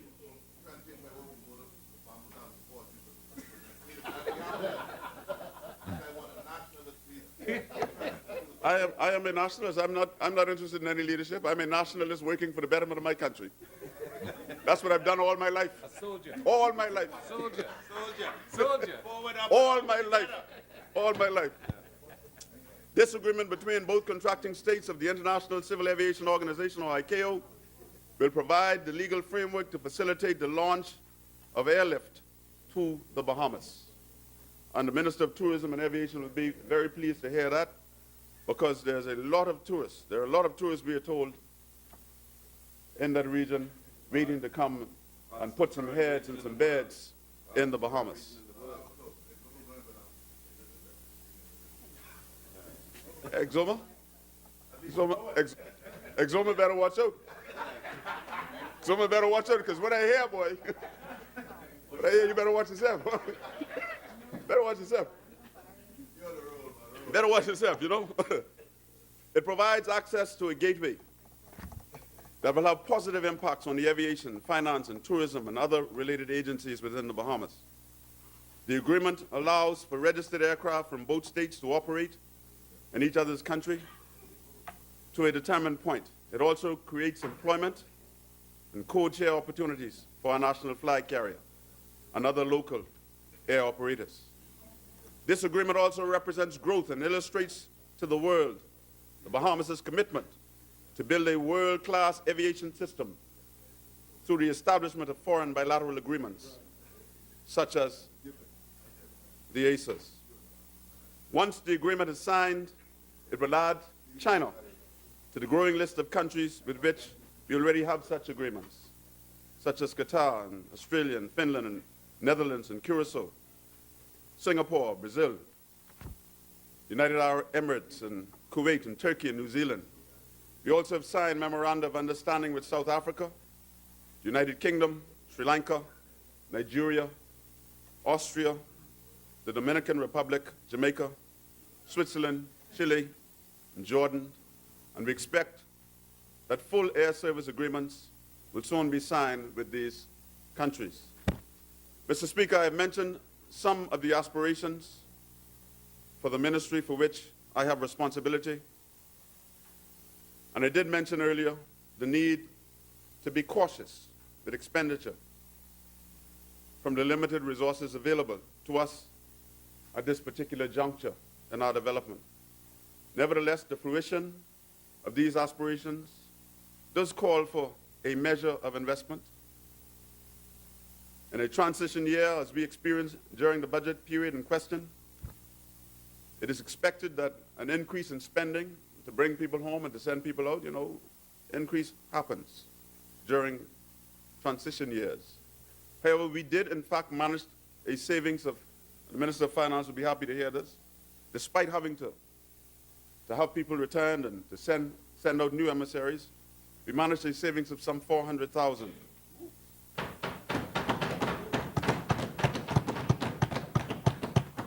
Now some people say that's nickel and diamond, but 400,000 is a lot of money. It's a lot of money. A lot of money, right? And our expenditure as a result of our initial staff needs. And we did this through an initial staff needs assessment that saw attention, effective attention vis-a-vis redundancy. The usual other costs for the recall and deployment of diplomatic and consular personnel between administrations were taken into account with the preparation of the 2017-2018 budget. In the spirit of transparency and in preparation for possible expanded activity by the government of the Bahamas in its endeavors outside the country, an increase in desired investments must be anticipated. We own properties in the world's major capitals, Washington, D.C., London, and New York, that after many decades of use require significant infrastructural attention and maintenance. Once these repair and maintenance works are completed, continued savings in these areas will be met by an extensive maintenance program. We're not going to allow them to, Mr. Speaker. I was embarrassed when I traveled to some of these places with the Prime Minister. And we, particularly the one in Washington where we walked around and we did a tour, very expensive property in an area where there are covenants. We should not allow as a nation the amount of rundown that we witness. No maintenance. And these very expensive properties. I get calls all the time from people who visit London and to see the level of neglect that have been allowed to accrue to these very expensive Bahamian properties. It's nothing shy of embarrassing. And we can do better. We must do better. We must do better. First impressions are lasting impressions. When people walk in there and they see poverty, They don't want to invest, a spirit of poverty, that's what they say. I mean, invest in that. it makes them to wonder whether or not these people are serious about what they do in foreign affairs and foreign policy.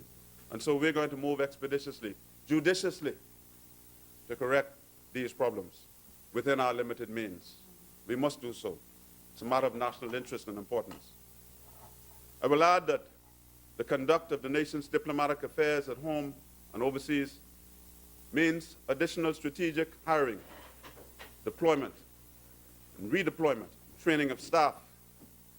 These positive, you've heard one spoken to by the member for St. Anne's, where we're looking at establishing an ambassador that would give us direct contact with OECD countries so that these things can be addressed more expeditiously in EU countries.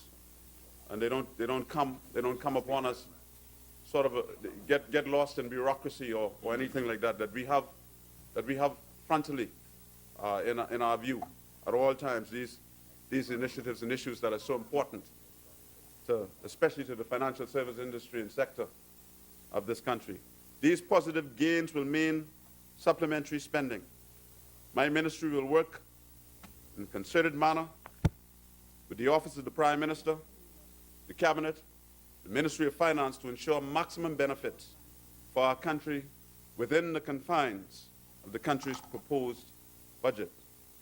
Mr. Speaker, I now turn to constituency matters as I wrap up. We in North Abaco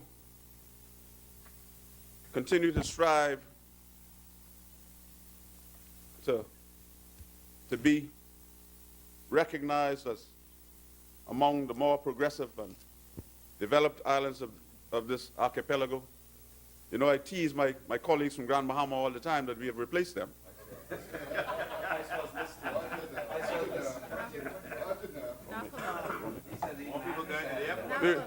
You know, and a simple maths. I'm no economist, but simple maths.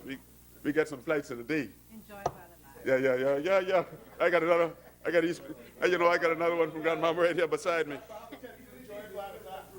And I implore the Prime Minister to slack not your ride.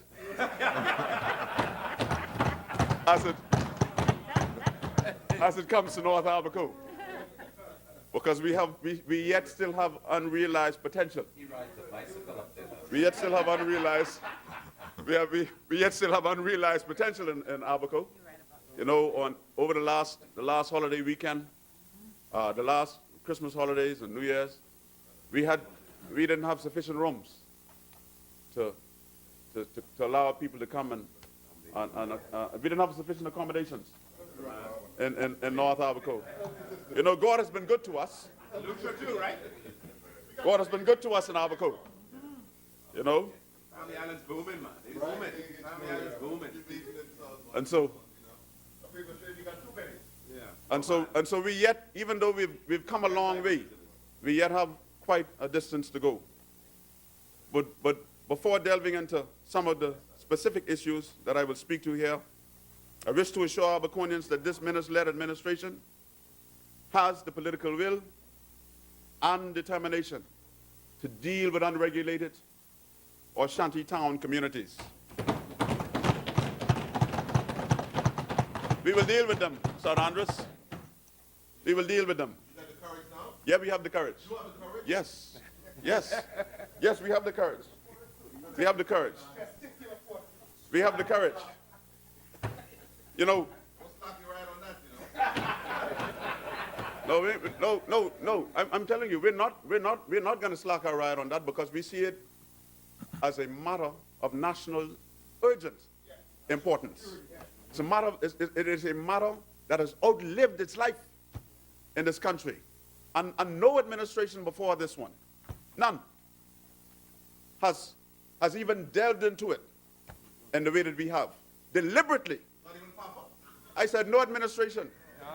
No administration I'm going on in 2 weeks. has delved into it in the way that we have thus far. It falls under my purview. I'm going in 2 weeks to have my own dissertation. Don't stop your ride. One, you know, since you said that, you know, after the first fire I saw a visit there, And I get the jumbo trade after I saw a visit there. I ain't picking no fuss, you know, because I almost finished and I don't want no fuss, right?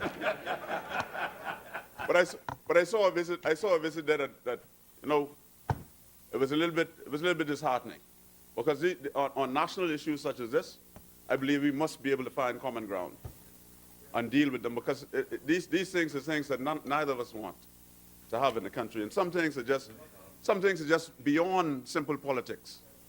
Some things are just we have to do in the best interest of this country, you know. And I ain't gonna touch that, but you know what I'm talking about, hey. you know what I'm talking about. These communities pose a danger to the individuals that inhabit them and to our citizens who live in our wider community. The health risks alone are sufficient to have them expeditiously removed from the Bahamian landscape. We undoubtedly recognize the clear and present danger that these unregulated shanty communities pose, and we will not ignore them, as have all administrations before this one, led by the member for Kalani, the Honorable Dr. Hubert Alexander Minnis. Can you hold him a little bit of water, please? You know, I often hear it remarked that he's the first non-lawyer to sit in this chair as Prime Minister of this country. We don't see it much, but he's a surgeon. He's a surgeon.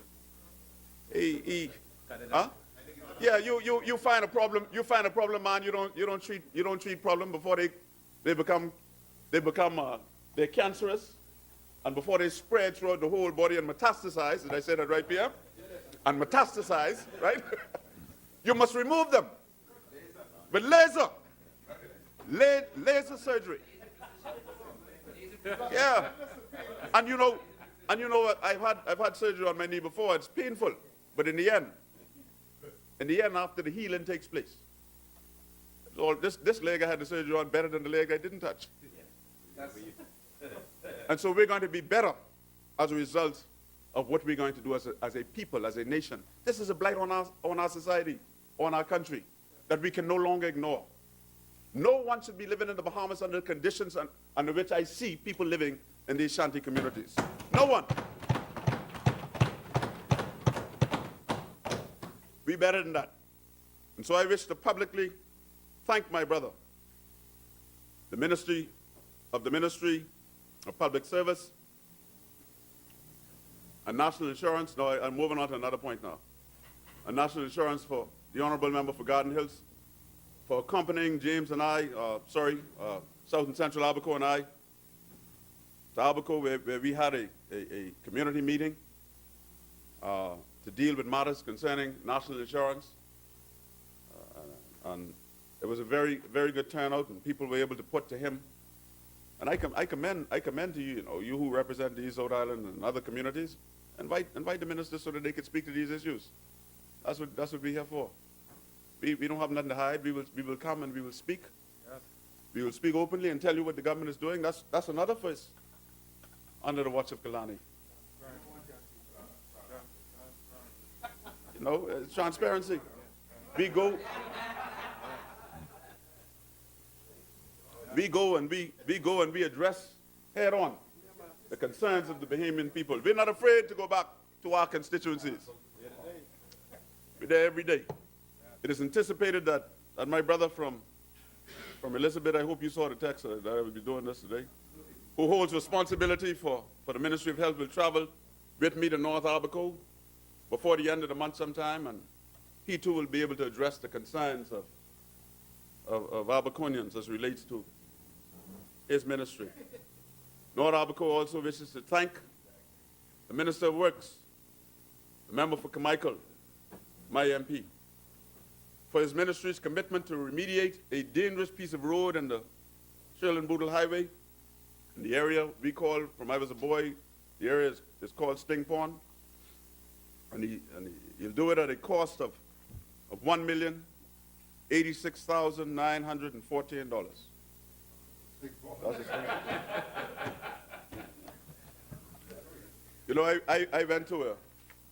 I went to a funeral service while I was campaigning. I don't have long now. We'll close up in a second. No, in Treasure Key. And the priest the priest said to me, say, you know, it's my Uncle Benji Cornish funeral, Uncle Benji from Blackwood. And I, yeah, and the priest said to me, son, you're running. I said, but I can tell you now, you better do something with that Sting Pond Road or don't come back. And so the problem with the road is that it is built across sort of a pond, marshland, and no culverts were put in, as in Little Abaco and Great Abaco where they join. It allows the culverts were put in. It's not what we intended in our administration, from what I read. We intended to do something a little slightly different. We intended, yeah, our administration, but you all completed it. But you all step it down plenty. That's all they're trying to say, right? Because we wanted to be able to have maritime traffic that would flow from the bank to the other side, right? And so we're going to put in culverts, my understanding.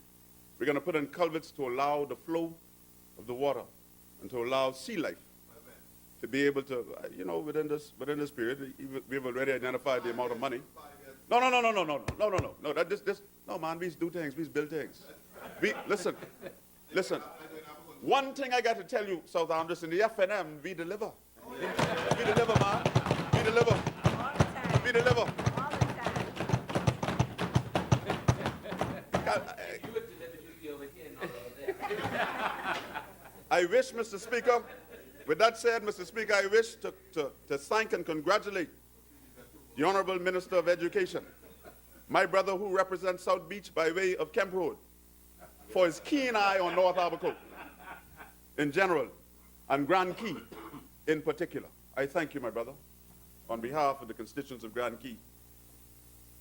The member for Marathon intended to visit our dump site in Grand Turtle Key on a couple of weeks ago Friday, and we're gonna get that back on because we need to go and address our issues with the dump and Grand Turtle Key. And so we're going to move ahead with that. Environmental health will work with the local government council in Dundas Town and Central Pines to remove the eyesore of derelict vehicles, which seem to be popping up all over North Abaco and our communities. Yeah, we need to address them. The Prime Minister, during his recent national address, informed the country of our government's intent to develop identified land throughout the country and to put in place the necessary infrastructure. That means we're going to put in water, we're going to put in light, we're going to put in cable, and all these other things. Yeah, everything. And then we will allow Bahamians. Yeah. And then we will allow Bahamians to acquire them at cost. You see, there's no point. What we realize, and this is an initiative led by the Prime Minister, what we realize is no point giving people a piece of crown land, right? Somewhere in some far-flung region. And they got to go to BPL and pay tens of thousands of dollars just for a transformer to have them connected. And the poles, it makes no sense. And so if the government of the Bahamas will engage in developing the land for them and then selling it to them at cost, it makes it more affordable. And gone are the days, you know, we don't believe in just giving people crown land to speculate. When you get your crown land for a particular purpose, I am the minister responsible for crown land. I ain't getting nothing with that here, but when you get your land, for a particular purpose, that's what you should use it for. That's what you should use it for. And if you have your land that you've been waiting on, Bahamian land, that's Bahamian land.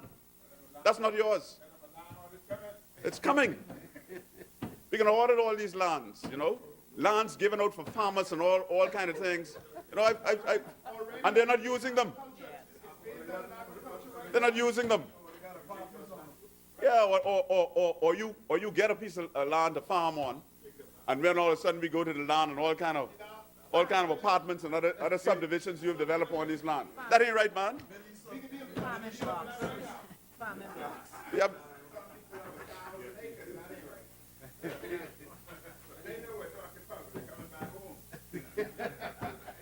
And so, That's one of them special lists. and so, you know, being the first member of my party Don't look at crowd. to They didn't count out. to procure a polling division in Murphy Town. We've already identified that land in Murphy Town. Yeah.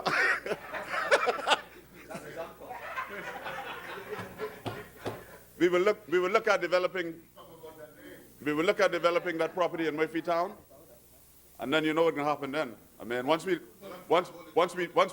complete that, I mean, there's no need to come back. I mean, you know, because they know we care for them in Murphy Town. They know I'm a simple to understand boy from right up the road, and we don't see any delineation between us. And one of the things that we're very pleased to have accomplished is that while we were campaigning, there's a community center being built by the community of Murphy Town under the guidance of Gilbert Davis, and we have since coming to office use our constituency funding to help move that community center along, because we see it as a prototype that could be used in North Abaco and other points in the Bahamas, where these community centers can be doubled as also as a hurricane shelter. You see, so if you build them well enough, you can have stuff from NEMA perhaps put in them, and you may want to look at this, Exuma. You may want to look at this, where you can have not only some place for young people to come in the afternoons and do studies or hold some activity, but where we can also have in this season in which we live, this new world in which we find ourselves, where I'm almost done. One more page. Where we find climate change impacting the ferocity and frequency of these weather events, extreme weather events, right? That we have to look at now as a matter of sustainability, how we secure our people and this new circumstance and environment in which we find ourselves. And we can no longer just rely on them to run to the churches, to find shelter. And so what we're doing is we're helping to complete the construction of the community center in Murphy Town. We're also very, very happy that Simmons, who's doing some road work in Abaco, was able to pave a basketball court for us. It was a tithe that he sowed into the community, and we're very much appreciative of that. That he was able to do that with us, and I want to thank him publicly for that. Our young people need positive activity, and so the intent is that we provide property for Bahamians to not only own first-time homeowners, but to also get involved in bed and breakfast, so that we would never come back to this place where when you see we're booming in tourism, we're booming. And then people don't have we're hot right now. Hot, we're on fire right now, right? And we don't have enough places for people to come and go, you know. And so North Abaco is encouraged by the Minister of Tourism and Aviation, for the pronouncements that our airports, which breathe life in the Bahamian economy, will see necessary works carried out to make them fully viable. And so there are other things that we're looking at. You know, we realize that public-private partnerships are very much essential in the way that we move forward with the development of public infrastructure, you know. And Exoma, I'm reminded by Kalani that Exoma is also will be the recipient of we build things in this government. We build things. New airport coming for Exoma. And Abaco, North Abaco, Treasure King will find itself in a very similar position in the not too distant future. We build things, man. There's no way we can come to office in 5 years and can't say we build one thing. Open up everything people build, but they ain't build nothing. That ain't right, man. How could that be? Huh? Wait a minute, this one here? Yeah? He gone? You better come over here before you go. That's all I can tell you. That's all I can tell you. You are a progressive man. You are a progressive member. You are progressive. Your ethos is just a little bit confused. But you are a progressive young Bahamian who we believe will do well for the future of this country. Mr. Speaker, with that, I thank you. And North Abaco supports the government's effort in this debate. Thank you very much.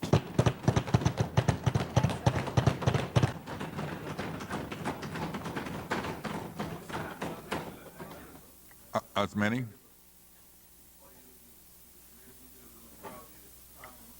The chair recognizes the honorable member for St. Barnabas.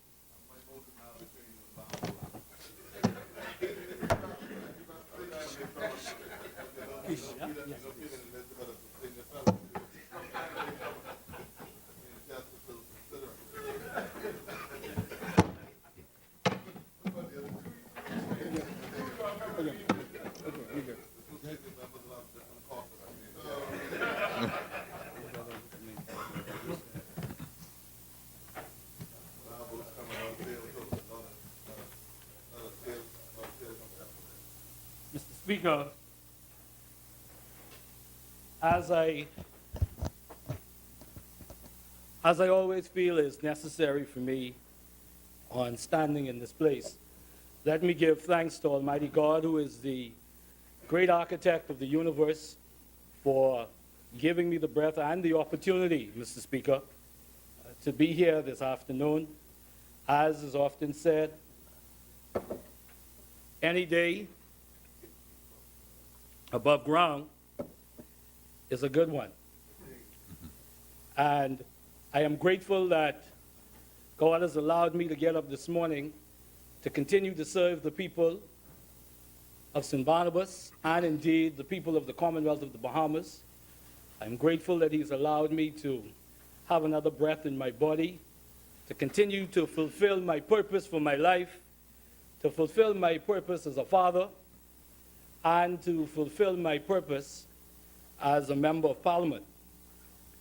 Mr. Speaker, on May 10th last year, the Bahamian people, inspired by their thirst to restore hope for a better future and a better Commonwealth, handed the reins of government over to the Free National Movement, and the task and obligation and responsibility of rebuilding public trust became a priority for our government. Simultaneously, Mr. Speaker, and on a personal level, my voice was no longer my voice alone, as it has become the voice of the people of St. Barnabas and the voices of the scores of Bahamians that brought us into high office with their votes and support. So I stand here this afternoon proud to be the duly elected member for the great constituency of St. Barnabas, and I continue to be humbled and honored that I'm able to serve the people of Coconut Grove, Big Pond, Black Village, Rock Crusher, the Oaksfield community, and the Bahamian people at large. Yes, what Charlotte, we share Rock Crusher together. Let me just state that for the record. Mr. Speaker, let me say from the outset of my contribution that despite our present challenges as a people, I remain steadfast in my belief that the Commonwealth of the Bahamas is the greatest nation on earth, and I continue to contend it is, for this reason, that deserves repeating. Mr. Speaker, the Commonwealth of the Bahamas is a dynamic nation with some of the best minds in the world. We are a country with a small population, but produce people with extraordinary gifts, talents, supreme intelligence that light up the world stage at a higher rate than many countries with 10 times the population. Just look at the world-class people we produce within every discipline and the impact they are having on the world stage, and we do it out of a mere population of 400,000 people. Mr. Speaker, our country is a tremendous incubator of purpose, talent, intellect, magnificent potential that we must utilize for the transformation of our Commonwealth. Mr. Speaker, these statements are not just platitudes and an attempt to stroke the collective egos of the Bahamian people. It is something that I've always believed in my heart and in my soul, and it is the basis for which I'm forever hopeful and convinced about our capacity to bring real change to the country that we love. Mr. Speaker, before I venture into matters concerning the portfolio for which I've been appointed by the Honorable Prime Minister, and those matters affecting my beloved St. Barnabas, I wish to offer some candid and sincere sentiments for the record of this Honorable House.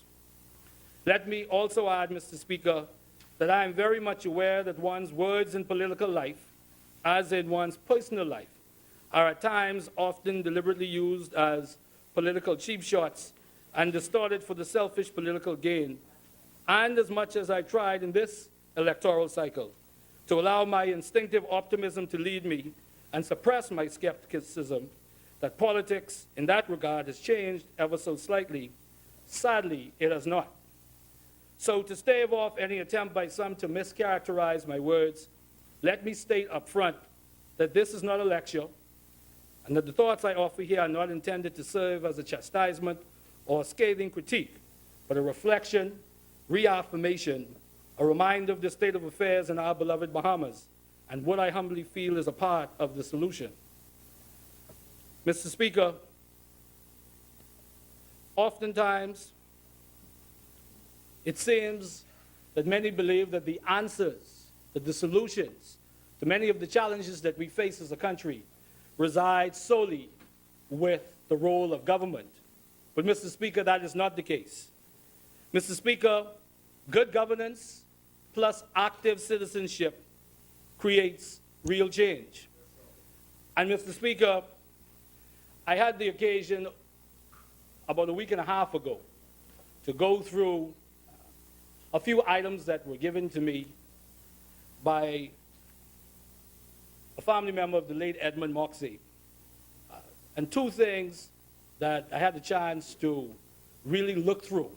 One is a DVD called The Price of Being a Man, The Undoing of Edmund Moxey and Jumbe Village, as well as I was furnished with this program from his state-recognized funeral. And I was just going through the program, and his words resonated with me and connects to the central point which I wish to share with this House. And I'm just going to share some of the words in this program. And he says, "It is also safe to say that self-help and community involvement are not foreign concepts, even if they now appear to be almost unknown to many Bahamians. But as in the past, committed and enlightened leadership is required to lift us out of the cesspit of social degradation in which we now find ourselves.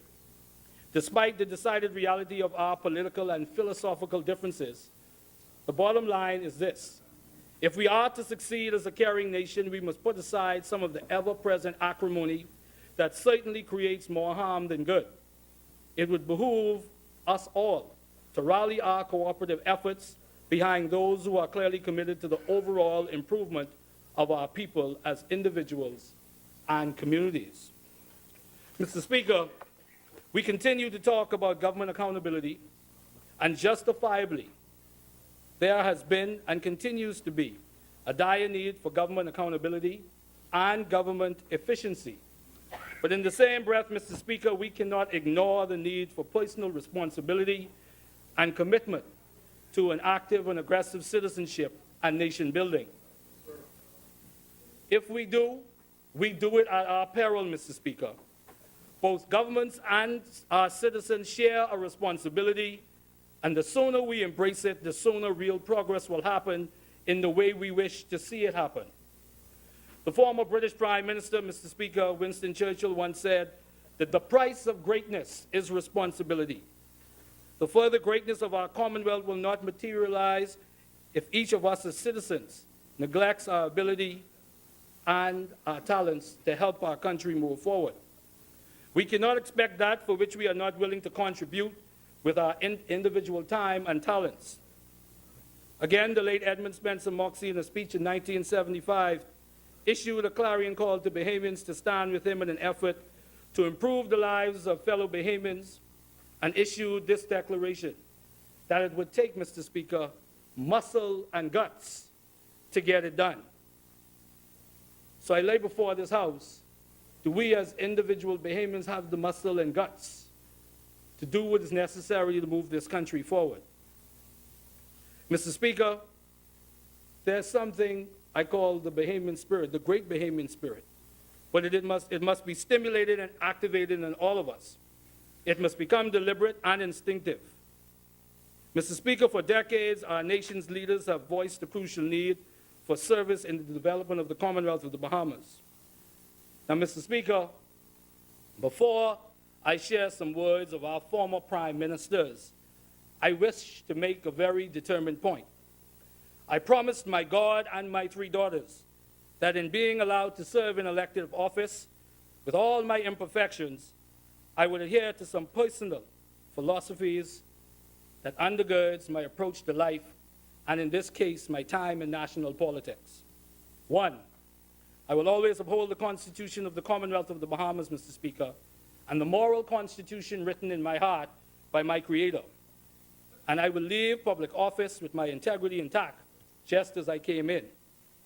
And, Mr. Speaker, I will resist and detain any urges to get into the petty and malicious politics that weakens public confidence in the institution of government that has a viable role to play in their lives. I love my country, Mr. Speaker, as I'm sure everyone does, and I will fight for my people in St. Barnabas and not back down from a fight. I will show contrast in the efficient policies of the Free National Movement and why we are better to govern this country. But I will always, Mr. Speaker, always endeavor to do it in a way that I hope and pray will bring honor to my parents, my children, the people of St. Barnabas, the Bahamian people as a whole, and the high office I now hold. Simply put, Mr. Speaker, my duty to my conscience will not allow any other approach. Mr. Speaker, this moment in our nation's history and for the Bahamian people is too big for us to allow ourselves to be drawn into the sometimes smallness of our politics. And I will resist that at every urge. So with that, Mr. Speaker, I wish to share these quotes, the common thread from these 4 men, including our present Prime Minister, Mr. Speaker. And Mr. Speaker, I'm not talking about their politics or their legacies. Bahamian history and the Bahamian people will ultimately be the judge of that, Mr. Speaker. I'm talking about their shared sentiments and common challenge that connects us all and allows my central point of active citizenship to lay bare on the records of this honorable House. And I pray on the minds of the Bahamian people watching and listening.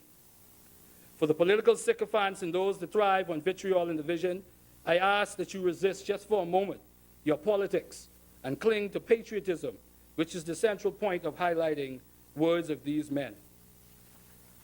Former Prime Minister, the Right Honorable Sir Lyndon Pinling, offered in one of his earliest speeches in the 1980s, Mr. Speaker, that if Bahamians are not prepared to stand and defend their own Bahamas, then they don't deserve to have it. Former Prime Minister, the Right Honorable Perry Christie, said on March 17, 2013, those of you who have participated in public life understand the importance of nation building and that it does not take one political side or even 2 political sides, it takes the entire country. Former Prime Minister, the Right Honorable Hubert Ingram, words in July of 2012 on the building of a nation and achieving national goals. These are attainable goals on which I believe we enjoy considerable national consensus. This, notwithstanding success on these fronts, will only be possible if we are able to continue to rely on the selfless service of men and women. I encourage Bahamians from every walk of life to come forward to participate more fully in the political life of the country. What I've always found, however, is that service to and for the Bahamian people is reward in and of itself. End quote. Dr. the Honorable Hubert Minnis, October 15, 2013. We can no longer afford to squander our nation's patrimony by seeking to pick and choose the voices we wish to hear on the national stage. Everybody, Mr. Speaker, must do their part and significantly contribute to the mammoth task of building the new Bahamas. Mr. Speaker, words of 4 of our nation's leaders from 2 political parties crossing 5 decades, one theme, both stated and inferred. The advancement of the Commonwealth of the Bahamas can and will only be assured not by a focus on the distinctions of politics, F&M or PLP, but on the distinction that we all share, being Bahamian and working together for a better Bahamas. Mr. Speaker, we the Bahamian people have been given a great country by our God, our forefathers, and Bahamians of generations past. The expectation now, Mr. Speaker, is that for every Bahamian citizen, every one of us to make individual contributions to the continuous advancement and further greatness of our beloved Commonwealth. Mr. Speaker, all of us must brace a deeper love of country, one that asks, Mr. Speaker, how does my attitude, my lifestyle, and my behaviors either contribute to the upliftment or the demise of the Bahamian society? An active citizenship that says to be born a Bahamian is not a right but a privilege that must be honored by an equal and unshakable resolve to do my part to make the Bahamas better. Occasionally lost sometimes in the usual rhetorical scuffle and paralysis of analysis, Mr. Speaker, that at times handicaps the national dialogue on pertinent issues is a fundamental and undeniable fact that history has been witness to time and time again. When real change and transformation altered the Bahamian national landscape in the Commonwealth of the Bahamas, it was active citizenship that served as a catalyst. From the Burma Road riot in 1942, to the taxi cab blockade in 1958, to the historic vote of Bahamian women in 1962, Bahamian independence in 1973, to the formation of both the Free National Movement and the Progressive Liberal Party, these historic events have been shaped by ordinary men and women with extraordinary passion, resolve, and selfless love of country. Admirably, Mr. Speaker, we have become a very vocal and critically thinking citizenry. But the ongoing sense of entitlement, over-reliance, and excessive dependency on government have in many ways reduced the incentive for some Bahamians to be involved in their own development, Mr. Speaker. Mr. Speaker, let me be clear. Government has a major role to play, but not an absolute one. Every minister of this government has presented the challenges under their remit and articulated the way forward in their respective ministries. This government has initiated reforms to ensure a leaner, more productive public administrative structure to the benefit of the Bahamian people whom we serve. The Deputy Prime Minister and Member of Parliament for East Grand Bahama has shared that the revenue collection is up, overall spending is down, and our deficit position has improved in a sizable way, Mr. Speaker. But, Mr. Speaker, even in the best case that government does what it's supposed to do, the citizens must do theirs. Now, Mr. Speaker, let me be clear. I'm not saying that government does not have a role to play. Government has a very important role to play. But we must truly appreciate, Mr. Speaker, that all of our individual aspirations and what we know the Commonwealth of the Bahamas can be, it's very much dependent on how we choose to live our lives and what we are willing to give it individually. Mr. Speaker, governments ought not to simply act on behalf of the Bahamian people. They should act with them and create an environment ripe for economic independence and empowerment. So while I do concede that social service agencies' programs are necessary to act as a collective safety net for our brothers and sisters who are ill-equipped and less fortunate, they cannot be embraced as a sustainable method through which we empower. We, the citizens, must be engaged sufficiently that we ensure that the political, business, civic, and religious leaders are accountable for their actions as we are accountable for ours. Mr. Speaker, an active citizenship and social agitation is the bedrock of any mature democracy, and it must be dynamic, visible, and vibrant. And let me submit this, Mr. Speaker, that our desires for our country are directly connected to what we are willing to give it individually. Now let me register this as well, Mr. Speaker,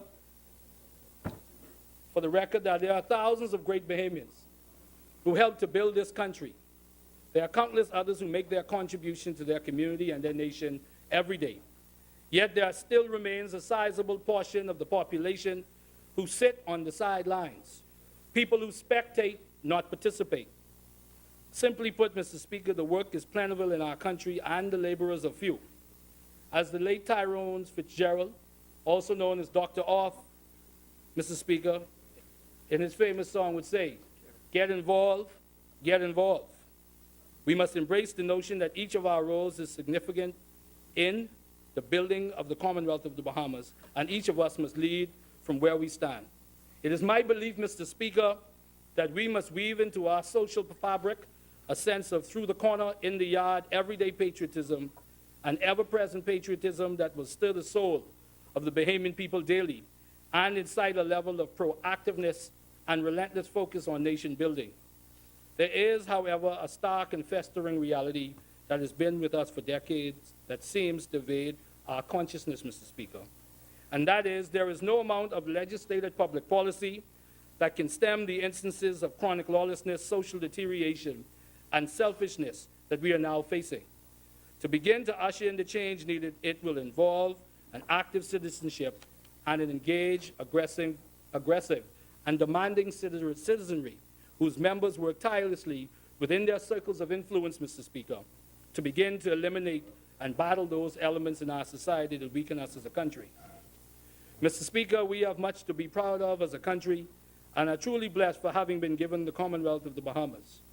We are therefore both citizens and caretakers, Mr. Speaker.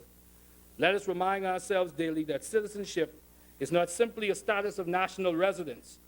It is an unwritten, sacred, solemn, and binding pact between us and our country. We are exposed to unlimited privileges of being Bahamian, the absolute advantages of our climate, our geography, our seas. We benefit from sometimes yet challenged but underestimating thriving democracy and a stable economy. We enjoy the relatively peaceful and tranquil experience that is the Bahamian way of life. Mr. Speaker, all that is asked for us to do is our part to summon our collective will and talents and make individual contributions to our Bahama land that has given us so much. We reap the harvest from our land, but in my humble view, Mr. Speaker, too many are unwilling to till the soil for the next generation, just as the land has been prepared for them. Mr. Speaker, there is no more room for the idle hands or the absentee citizen. For the very same community and society you neglect today is the very same society you will become a victim of tomorrow. We must awaken those patriotic passions and cultural ideals that were so prevalent, Mr. Speaker, during the pre-independence years and those immediately after. There must be a huge shift in how we view our citizenship, and let us harness that unique Bahamian spirit of excellence that has given us world-class leaders, scholars, actors, painters, songwriters, musicians, and athletes, and become consumed, Mr. Speaker, by what will make us individually better neighbors, ideally better Bahamians, and know that the future of the Commonwealth of the Bahamas depends on it, Mr. Speaker. Mr. Speaker, as I turn my attention to the Bahamas Public Parks and Beaches Authority, since my appointment 10 months ago, Mr. Speaker, what has become clearly evident to me, and I'm sure it may be evident to many Bahamians out there, we have a problem with pride, Mr. Speaker. And it's disheartening for me to say that and to put that on the record of this House. But, Mr. Speaker, we have a problem with pride. The challenges that we face in the Bahamas Public Parks and Beaches Authority in keeping the road verges and keeping the island clean. Thank you, the Honorable Member, to see this.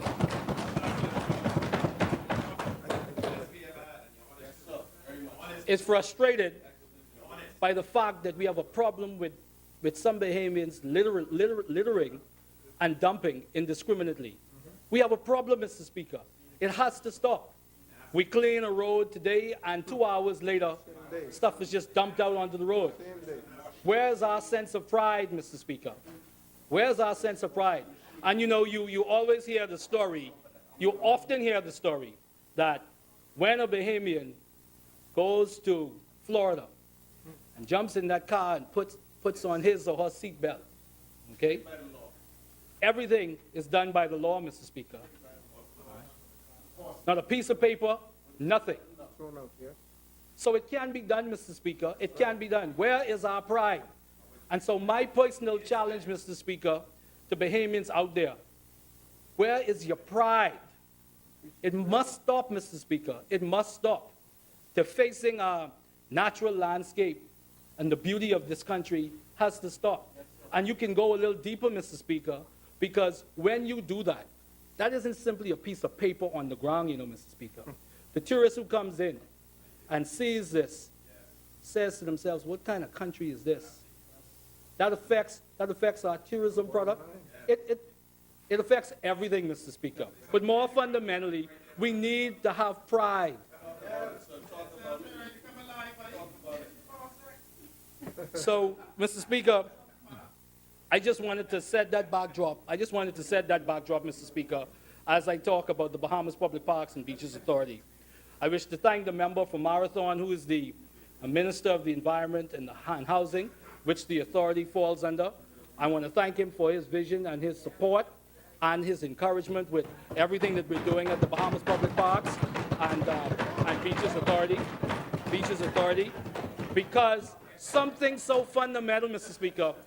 Speaker, something so fundamental as cleaning our country up shouldn't be this challenging. It shouldn't be. It shouldn't be. We know that we will have different hot spots. We understand that nothing is perfect. But it shouldn't be this way, Mr. Speaker. And again, I just challenge every Bahamian that's watching by way of the Parliamentary channel and listening. Let's have some pride. Let's have some pride. Who else is going to love this country if not Bahamians? Who else is going to build this country if not Bahamians, Mr. Speaker? Mr. Speaker, on my appointment as Executive Chairman of the Bahamas Public Parks and Public Beaches Authority by the Honorable Prime Minister, I considered it my duty and obligation to immediately dispel the misconceptions and to enlighten the misinformed about the duties and responsibility of this very vital and necessary authority.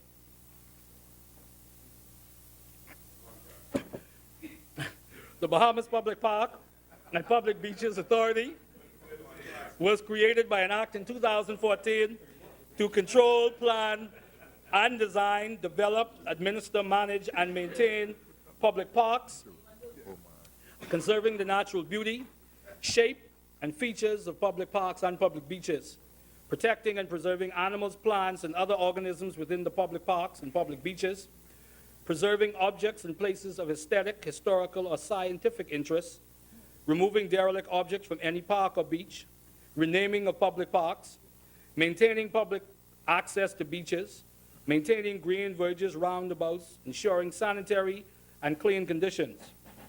Mr. Speaker, we are very proud of the work and the level of engagement and service rendered to the Bahamian public as it relates to the proper caretaking of our open and green spaces. Over the last 9 months, since my appointment, teams, inclusive of supervisors and support staff, have worked diligently to improve the overall cleanliness and proper manicuring within the divided 7 zones on the island of New Providence that touches every constituency. Mr. Speaker, the Honorable Prime Minister's vision of the Over the Hill Development Initiative is taking root, and we are glad to provide support to this transformative national project by assisting in beautification efforts in the Over the Hill communities. Mr. Speaker, the entire leadership team and the support staff of the Bahamas Public Parks and Beaches Authority are conscious that there are areas that need additional attention, and our teams are addressing them in our daily and weekly strategy assessments. Let me emphasize, Mr. Speaker, the Bahamas Public Parks and Beaches Authority and its leadership team are firmly committed to its mandate and remains both proactive and responsive to the needs of the Bahamian public. No two events epitomize this diligence and responsiveness, Mr. Speaker, than the cleanup of Bay Streets and the surrounding areas immediately after the Boxing Day and New Year's Junkanoo parades, and the response to the recent sea surges that brought sand, seaweed, and debris along the Western Corridor. Mr. Speaker, the authority appreciates that nothing reflects the competency and efficiency of a government than keeping the country clean, properly manicured, and aesthetically pleasing for Bahamians and visitors alike. The assessment is immediate and in real time. The Bahamian taxpayers get to see their tax dollars at work, Mr. Speaker. Mr. Speaker, the Bahamian environment, inclusive of beaches and open spaces, are a part of the tourism product, as I stated a few minutes ago. We want visitors to know that it's not only better in the Bahamas, Mr. Speaker, but beautiful too. Mr. Speaker, over the last 9 months, we've engaged in a massive cleaning campaign and a roundabout beautification project that includes the restoration and erection of many of the sculptures constructed by Mr. Stephen Burrows, who's given so much of his time and talents to bringing his sculptures to life at no cost to the Bahamian people. So very shortly, the motoring public will be able to enjoy the sight of these sculptures during dark fall, as we will adorn them with proper lighting, Mr. Speaker. We are grateful to Mr. Stephen Burrows for his sacrifice and to his family that will be intricately involved in the restoration process. Mr. Speaker, his project reinforces the Bahamas Public Parks and Public Beaches Authority commitment to Bahamian visual arts and the artists through their unique talent that have not necessarily received the national acclaim that their work deserves. Mr. Speaker, we need more images of ourselves in public prominence and need to continue to promote Bahamian. Mr. Speaker, the authority in its vision not only sees its beaches and parks as places for recreation and entertainment, but has embraced a diversified approach to aid in areas of national development, specifically literacy.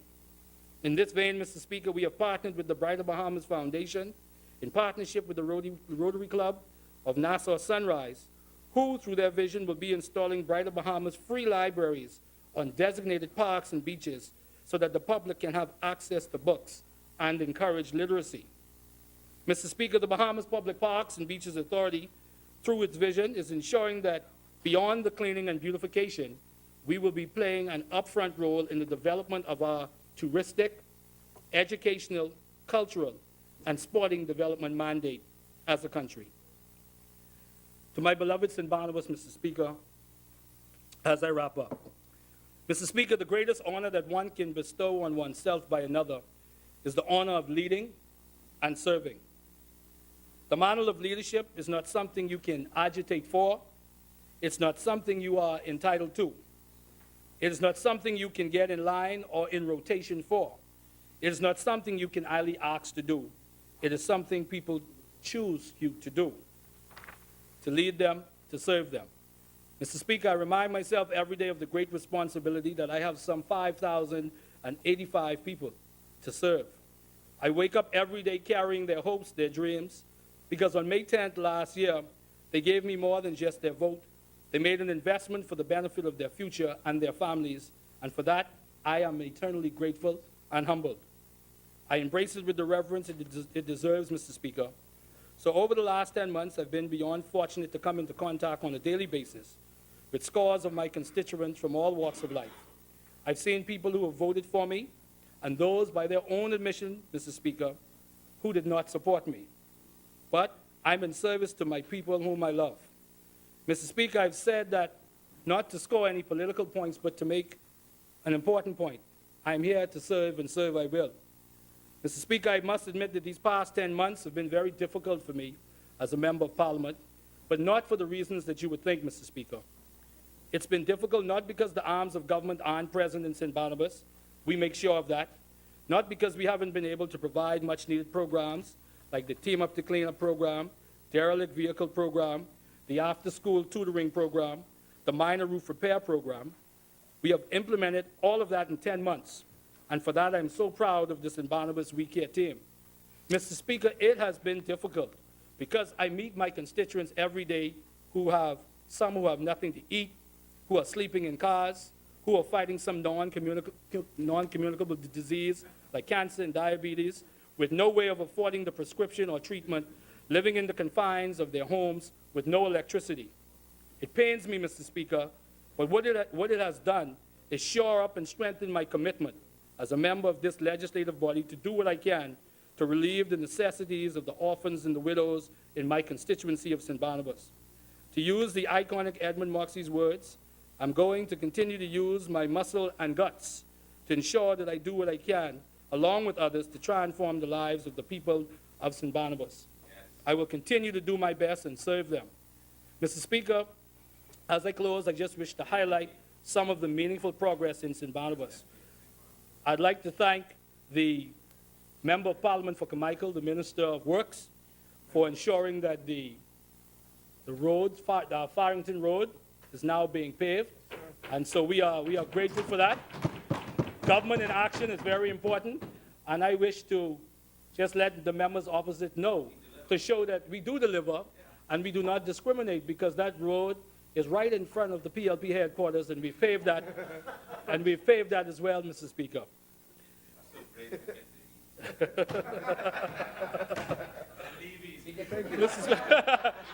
Mr. Speaker, the derelict vehicle program is yielding great results in St. Barnabas. We've moved some 90 cars in St. Barnabas, and we continue to move cars. And we're coming soon, Elizabeth.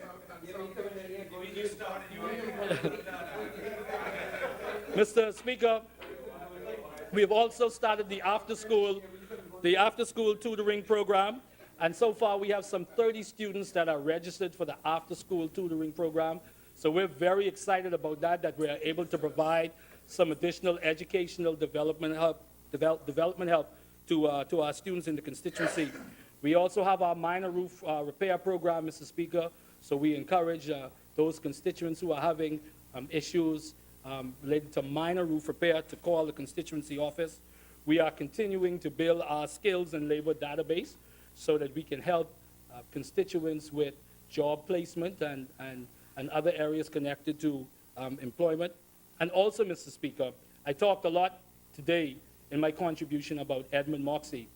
We have started the preliminary process, and I do emphasize preliminary because the process has to be adhered to, of renaming the park on Blue Hill Road in name of Edmund Spencer Moxie, okay?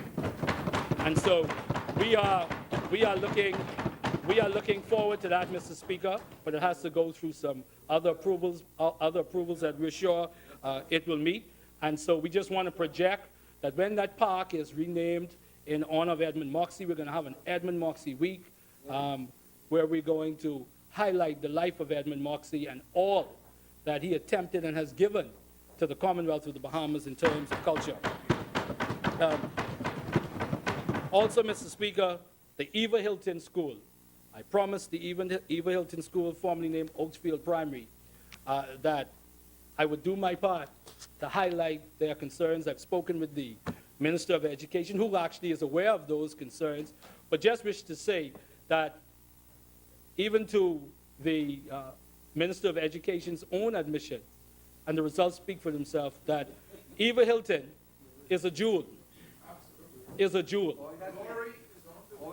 Jewel. And so Eva Hilton, I want you to know, and to the principal and the staff, the teachers and the students of Eva Hilton, help and hope is on its way. The much needed improvements, don't lay claim to that at Cat Island. The much needed improvements are coming. The much needed improvements are going to be happening. And Mr. Speaker, I want to encourage, Mr. Speaker, I want to encourage everyone to visit Eva Hilton School. It is a model. When you're there, you can feel the commitment to excellence by everyone. And the results speak for themselves. Unbelievable experience, Mr. Speaker. Mr. Speaker, lastly, I had the occasion to attend the funeral service of the late Sir Derwood Knowles, an icon and Bahamian patriot who gave much to our country. As I sat in the church in a moment of observation and reflection on the diverse backgrounds of the individuals that his passing had brought together, coupled with his involvement in the One Bahamas initiative looming over the service, I could not help but think that there must be a mutual engagement with those Bahamians who, because of past historical perspective and old social lines, have sectioned themselves off from the larger Bahamian experience and social exchanges. Truth is that the history and significance of majority rule, Mr. Speaker, is Bahamian history, and that the men and women who ushered in that era must always feel our profound gratitude. There is also this truth, Mr. Speaker, a willful acceptance by every Bahamian that a forged, unified Bahamian majority, irrespective of class or hue, will determine what the Bahamas will become. We must attempt ever so intently and purposefully to latch on to a unifying principle, a mantra of sorts that we can collectively look to as a people that will always be relevant, timely, and always be a fixture in the Bahamian consciousness. Fortunately, Mr. Speaker, it was given to us almost 45 years ago in 4 simple words: forward, upward, onward, together. Mr. Speaker, may God continue to bless the people of the great constituency of St. Barnabas, Bahamians everywhere, and may God continue to richly bless the Commonwealth of the Bahamas. I thank you, Mr. Speaker.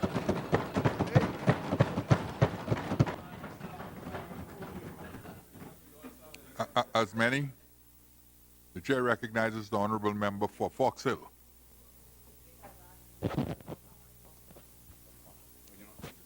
The chair recognizes the honorable member for Bamboo Town.